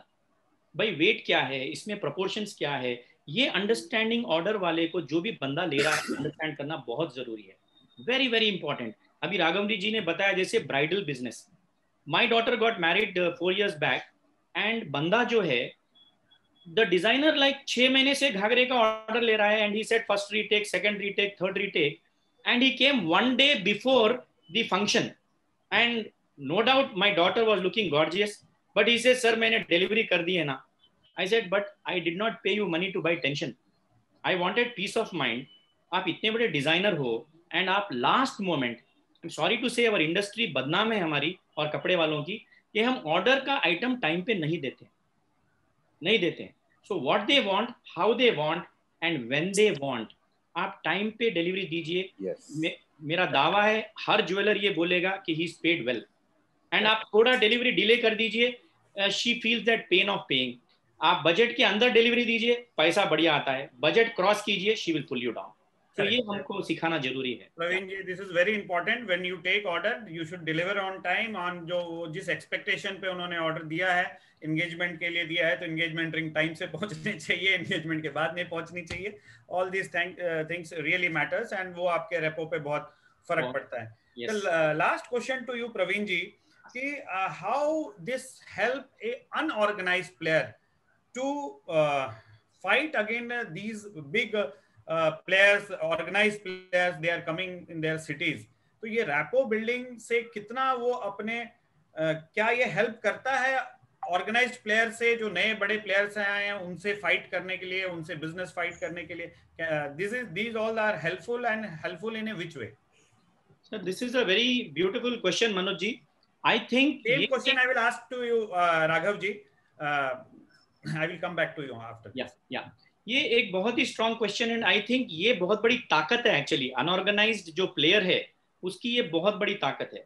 Because the big brands they are working on a system of robot mode, and robot mode में there can not be variations, there can not be changes, right? जैसे कोई चीज होती है, वो बोलता है ऊपर कट करके दे दो, तो sorry ma'am I can't do that, which unorganised jeweller बोलेगा ये मैडम ये लॉकेट काट दूं चलेगा, ठीक है, इसको जोड़ दूं चलेगा। That flexibility options what an unorganized player can do, because he is building the rapport over the period। तो यहाँ फेस वैल्यू काफी काउंट होती है, वहाँ शायद प्रोडक्ट एंड सिस्टम ज्यादा काउंट होता है। So the unorganised player will always, unorganised player को ये रैपो बिल्डिंग से काफी फायदा होता है, जो वो थोड़ा ऑल्टरेशन कर सकते हैं, and all these things can be done। Customization is better in unorganized player। unorganized नहीं बोलेंगे, single stores player, semi organized बोल सकते हैं। Correct. Raghav ji, can you tell me the same thing? एक तो आप सम अप करें कि रैपो बिल्डिंग में कुछ और आप ऐड ऑन करना चाहते हैं कि दैट मस्ट बी, जैसे प्रवीण जी ने बोला कि ऐसी चीजें नहीं होनी चाहिए कि ऑर्डर की चीजें हम लेवें और टाइम से ना देवें, एंड उसको सही टाइम से दें, सही तरीके से दें। ये बात तो बिल्कुल सही है Praveen ji from you, and at the same time you also tell me कि ये सिंगल स्टोर या 2-3 स्टोर के जो ओनर्स हैं उनको कैसे रैपो बिल्डिंग फाइट, मतलब बेटर वे में फाइट करती है जो ऑर्गेनाइज्ड एंड बिग प्लेयर्स हैं उससे। ये प्रवीण जी के पॉइंट को आगे ले जाते हुए कि रिटेल जो है ना इस समय it is a lot about experiences rather than the product. कि कस्टमर जो है, and specially when it comes to jewellery, तो अब ज्वेलरी का रेट आपका इस तरीके का कि कोई प्रोडक्ट अगर ले रहा है तो उसकी वैल्यू हजारों और लाखों में जा रही है। तो जब कोई जो है ना इतने पैसे अगर खर्च करने का जो है ना वो मूड बना करके अगर बाहर मार्केट में निकला हुआ है, तो वो उसी लेवल की सर्विसेज भी एक्सपेक्ट करता है जो उसको कॉम्पिटिटिव इंडस्ट्री से मिलती है। जैसे फॉर एग्जांपल कोई कपड़े का शोरूम हुआ, या गाड़ी का शोरूम हुआ, या फिर आपका जो है मोबाइल का शोरूम हुआ, तो वहाँ पे भी वो लोग जो है ना हैवी परचेज जो है ना वो करते हैं, एंड उन लोगों को उस तरीके के रिटेल एक्सपीरियंसेस मिले हुए हैं। अगर वो सिमिलर एक्सपीरियंस उनको ज्वेलरी स्टोर में नहीं मिलता है तो कहीं ना कहीं देखिए मिसमैच होता है। एंड एक्सपेक्टेशन सेटिंग करना जो है ना वो बहुत जरूरी है। जैसे प्रवीण जी ने कहा कि टाइम ऑर्डर में जो है ना वेट, प्राइस और टाइम, ये 3 चीजें जो है ना बहुत इंपॉर्टेंट है। आपकी एक्सपेक्टेशन सेटिंग्स अगर कस्टमर से सही है तो आपके जो है ना जो कॉन्फ्लिक्ट्स आते हैं ना वो बहुत कम हो जाते हैं, जो कि आपकी जो है ना एक गुडविल को भी बढ़ाता है, लोगों पे आपका जो है ना विश्वास भी बढ़ाता है। दूसरा पॉइंट जो अनऑर्गेनाइज्ड प्लेयर्स के लिए जैसे जो था कि रैपो बिल्डिंग कैसी, देखिए हम लोगों के पास एक बहुत बहुत बहुत बड़ा प्लस पॉइंट है फ्लेक्सिबिलिटी का। कि आज की तारीख में जैसे अगर कोई कस्टमर है, उसकी एंगेजमेंट रिंग जो है ना उसने लिए उसको 2 नंबर अगर बड़ी करानी है तो हम लोग शायद 2 से 3 घंटे में करा करके दे सकते हैं। But if it goes to a pan India chain, तब उसको जो है ना इतना समय, इतनी जल्दी फास्ट सर्विस नहीं मिलती है। So this is something which we should build upon. This is something which we should communicate to the consumer कि आपका जो है ना कोई भी जैसे flexibility to any extent वो हो सकती है कि बहुत, मेरे साथ ये बहुत बार हुआ है कि कस्टमर्स जो है ना वो शादी चल रही है, नथ पहनानी है और जो है ना टिच वाली जो स्क्रू वाली नथ होती है वो फंस गई है, तो फोन आता है कि भैया वो बहू को जो है ना नथ पहनानी है, वहाँ पे फंस गए। So there have been instances where I've sent my salesman to the wedding venue, वहाँ पे जाकर के उसने वो चीज सही करके दी है। So this level of flexibility, a lot of rapport for your brand. क्योंकि उस समय कस्टमर के लिए वैल्यू इंपॉर्टेंट नहीं, उस समय तो कस्टमर की नाक जरूरी है कि जो है ना शादी के मंडप पे जो है ना नथ नहीं पहन पा रहे। तो जब ये कस्टमर की प्रॉब्लम्स आप सॉर्ट आउट करते हैं तो आपको जो है ना उसका बेनिफिट भी जो है ना वो मिलता है। और मेरे बाबा जो है का एक कहना है कि देखिए कस्टमर से आपको नफा जो है ना वो थोड़ा थोड़ा करके जो है ना लेना चाहिए। एक बार में अगर आप सारा ले लेंगे ना तो बाद में वो आएगा नहीं, तो उसको like always leave your customer for wanting more. Correct Raghav ji, thank you so much Raghav ji. I will go back to Ritesh ji, लेकिन रितेश जी के पास जाने से पहले I will come to Shivanshu Mehta ji. Shivanshu ji. हाँ जी, बोलिए मनोज। शिवांशु जी, सॉरी मैं थोड़ा लेट आया आपके पास, आई एम सो सॉरी, हम लोग उस काफी मिल गए थे। शिवांशु जी, अभी जो प्राइस का इतना फ्लक्चुएशन है पिछले कुछ महीनों से, एंड इट्स कभी अमेरिका के इलेक्शन की वजह से, कभी किसी और के डॉलर के स्ट्रांग होने की वजह से, और जो हमारे रिटेलर्स हैं वो काफी कंफ्यूज रहते हैं कि अभी हम बुकिंग लें ना लें, कैसे करें। आज बुकिंग ली, जब डिलीवरी दी तो तब प्राइसेस बढ़ जाते हैं, कभी कोई बोलता है 40,000 हो जाएगा, कोई बोलता है 80,000 हो जाएगा। तो जो नॉर्मल हमारे रिटेलर हैं कुछ, वो बहुत कंफ्यूज रहते हैं। तो how MCX mechanism is benefited to, ये जो दिवाली सीजन है अभी जो प्राइस फ्लक्चुएशन की जो होने के चांसेस हैं, तो how MCX can help the jewellers to this they can overcome all this fluctuation and they can be in safe hands. Yeah, that's a very relevant point. See, what futures anyway are there, they've been in existence for so long. What options can do in this type of a season for jewelers is something which they should really dwell upon. Option can protect them from the downside and yet keep them participative on the upside. So for example, if you want to run a flexible pricing scheme for your walk-in customers between today and Diwali, that whatever is the lowest price of this time period, I will provide to you. So jewelers can do this successfully with the use of put options. So suppose you have a walk-in customer when the price is 50,000. He says, you please take this sum of money and I confirm my order, but you have to give me the lowest price between now and Diwali. So our jeweler friends can do that, and successfully many listed jewelers are also doing it on MCX, that you simply buy a put option for 50,000. If the price goes down, then your put will actually yield you more profit. You'll be able to pass on that price. If the prices go up, then this can just be the administrative cost of this flexibility. Typically, the put option premium will be anything like 0.5% to 0.75%. So this is the type of flexible pricing schemes during season, which can be really beneficial for our jeweler friends. So they should open accounts with the Commodity Exchange, MCX, through the various members and try this facility. Leading jewelers have already done it for the past 3 years, and it's worked fine. Correct. Shivanshu ji, ये platform बहुत सही है, खासकर fluctuation के दौर के लिए। MCX का ये जो पुट ऑप्शन है, इसमें पैसे भी बहुत ज़्यादा नहीं लगते हैं, and jewellers are in safe hand. Thank you so much आपका ये एक्सप्लेन करने के लिए। और आप तो हमेशा कभी किसी की क्वेरी रहती है तो 1-to-1 में भी आप हैं, और पूजा जी आपके नीचे जितने लोग हैं सब सॉल्व करने के लिए रहते हैं। और आप सबको मैं बताना चाहूँगा, आपकी कोई भी क्वेरी रहे तो डेफिनेटली आप एमसीएक्स से कभी भी आप जीजेसी को भी मैसेज या मेल कर सकते हैं। They will forward to MCX, और एमसीएक्स से आपको डायरेक्ट कॉल आ जाएगा आपके हर चीज़ को माइन्यूट लेवल पे समझाने के लिए। और ये स्टेप शिवांशु मेहता जी ने ही लिया। Thank you so much for it. आपको आज हमने जो रितेश मेहता जी ने हमें बताया कि जैसे हम ज्वेलरी कहाँ ले जाएं, कैसे ले जाएं, उसके लिए डॉक्यूमेंट्स कैसे रखें, दैट इज़ वेरी इजी। उसके लिए बहुत डरने की ज़रूरत नहीं है, डिलीवरी चालान रखना है बस। टीसीएस जो है मोर देन 50 लाख का, अगर आपने बिजनेस किया है किसी के साथ, आपका टर्नओवर मोर देन 10 करोड़ का है, तो then you have to do TCS. आप कलेक्शन के ऊपर ना जाएं, मैं बार बार बता रहा हूँ, जो स्टेटमेंट है वो कलेक्शन के ऊपर ना जाएं। आपने अगर सेल्स किया है अगर सितंबर तक, तो उसके ऊपर जाएं। एंड जीएसटी जो हमारे दिवाली के लिए हमने जो गिफ्ट्स एंड ऑल के लिए खरीदे हैं, that we can take the input, अगर हम प्रॉपर उसकी डॉक्यूमेंटेशन करें तो दैट्स वेरी इंपॉर्टेंट। अभी हमारे पास टाइम कम बचा है, लेकिन बहुत सारे क्वेश्चन रितेश मेहता जी के लिए है, तो I will ask Vishal ji to just take a few questions for Ritesh ji. Thank you Manoj ji. कुछ क्वेश्चंस आए हुए हैं चैट बॉक्स में, बट रादर मैं सजेस्ट करूंगा कि कुछ क्वेश्चंस काफी देर से कुछ हैंड रेज किए थे। सतीश जी ने सबसे पहले हैंड रेज किया था अपना, तो मैं उनको अनम्यूट करूंगा और सतीश जी से रिक्वेस्ट करूंगा वो अपना क्वेश्चन पूछें।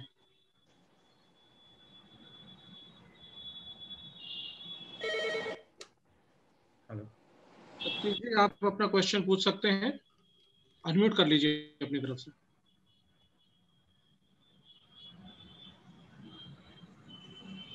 I think Satish ji is unable to unmute himself.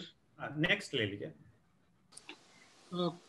किसी और मेंबर को कोई और क्वेरी रितेश जी से रिलेटेड हो तो आप अपना हैंड रेज कर सकते हैं, हम आपको अनम्यूट कर देंगे। ललित कुमार अग्रवाल जी हैं। हेलो जी ललित। हेलो या ललित जी, मेरी क्यूरी है सर, मैंने पिछली बार भी जो है वो एक लेटर भी दिया है जीजेसी को, और ये आम चीज है कि जो हमारे देश के अंदर जो है टैक्स पेयर की तादाद जो है वो करीबन सारा वेबसाइट और सब मैंने देखा हुआ है, आई एम चार्टर्ड अकाउंटेंट, तो 6-7 करोड़ है, और उसमें भी लोअर ब्रैकेट में ज्यादा, हायर ब्रैकेट में कम है। तो साउथ में जो हो सकता है कि लिटरेसी रेट ज्यादा है, तो वहां पर जो है वो पेइंग मनी, उनकी कैपेसिटी एक नंबर फर्स्ट अकाउंटेड मनी की ज्यादा हो सकती है। लेकिन नॉर्थ साइड में प्रॉब्लम क्या होती है कि ज्यादा फार्मर्स हैं या इलिटरेट हैं, या तो उनका जो है वो अनअकाउंटेड मनी ज्यादा होती है।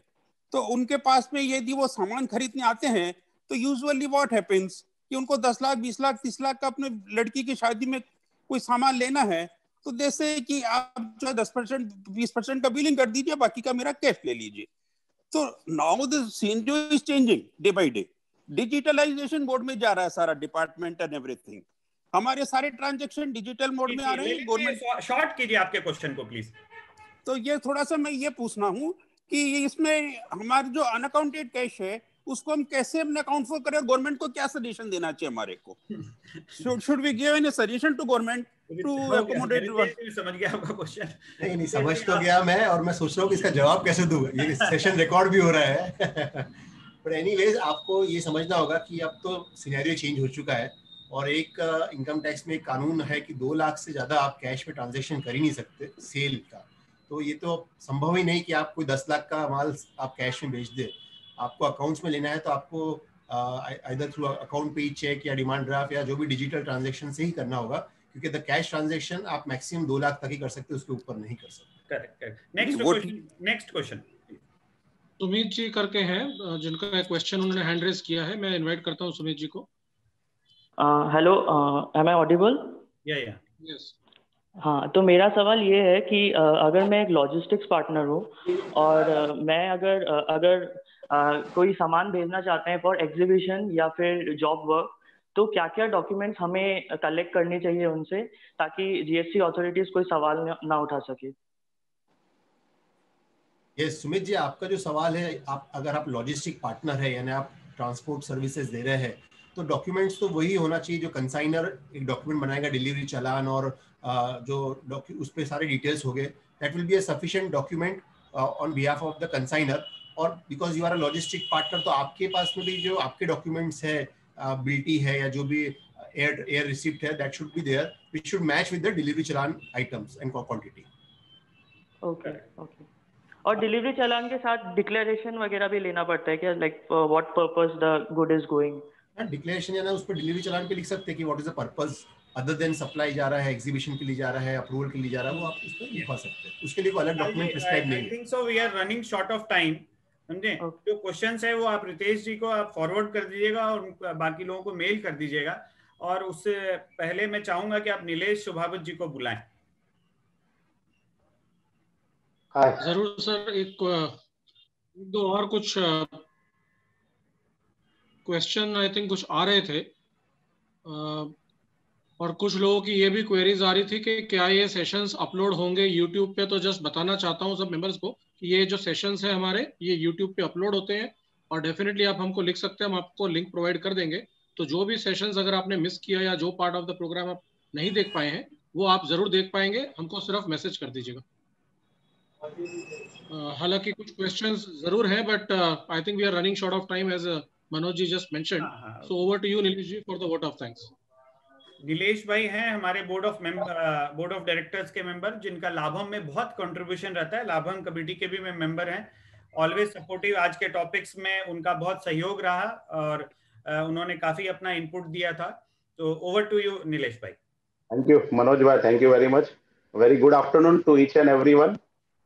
On behalf of GJC, I take this opportunity to propose vote of thanks to those who have directly and indirectly contributed to this seminar. I would like to thank our panelists of the seminar, Mr. Shivanshu Mehta, CA Ritesh Mehta, Mr. Praveen Mehta, and Mr. Raghav Rastogi. We are really excited with your knowledge and presence. I would also like to thank title partner, World Gold Council, Commodity and Exchange partner NCX for the support in the Labam. A special thanks to organizing committee and GJC team for their support and coordination of the webinar. And also like to thank all the participants of these sessions. With these warm words and a kind message, we move to the end of today's seminar. Thank you. Thank you very much, sir.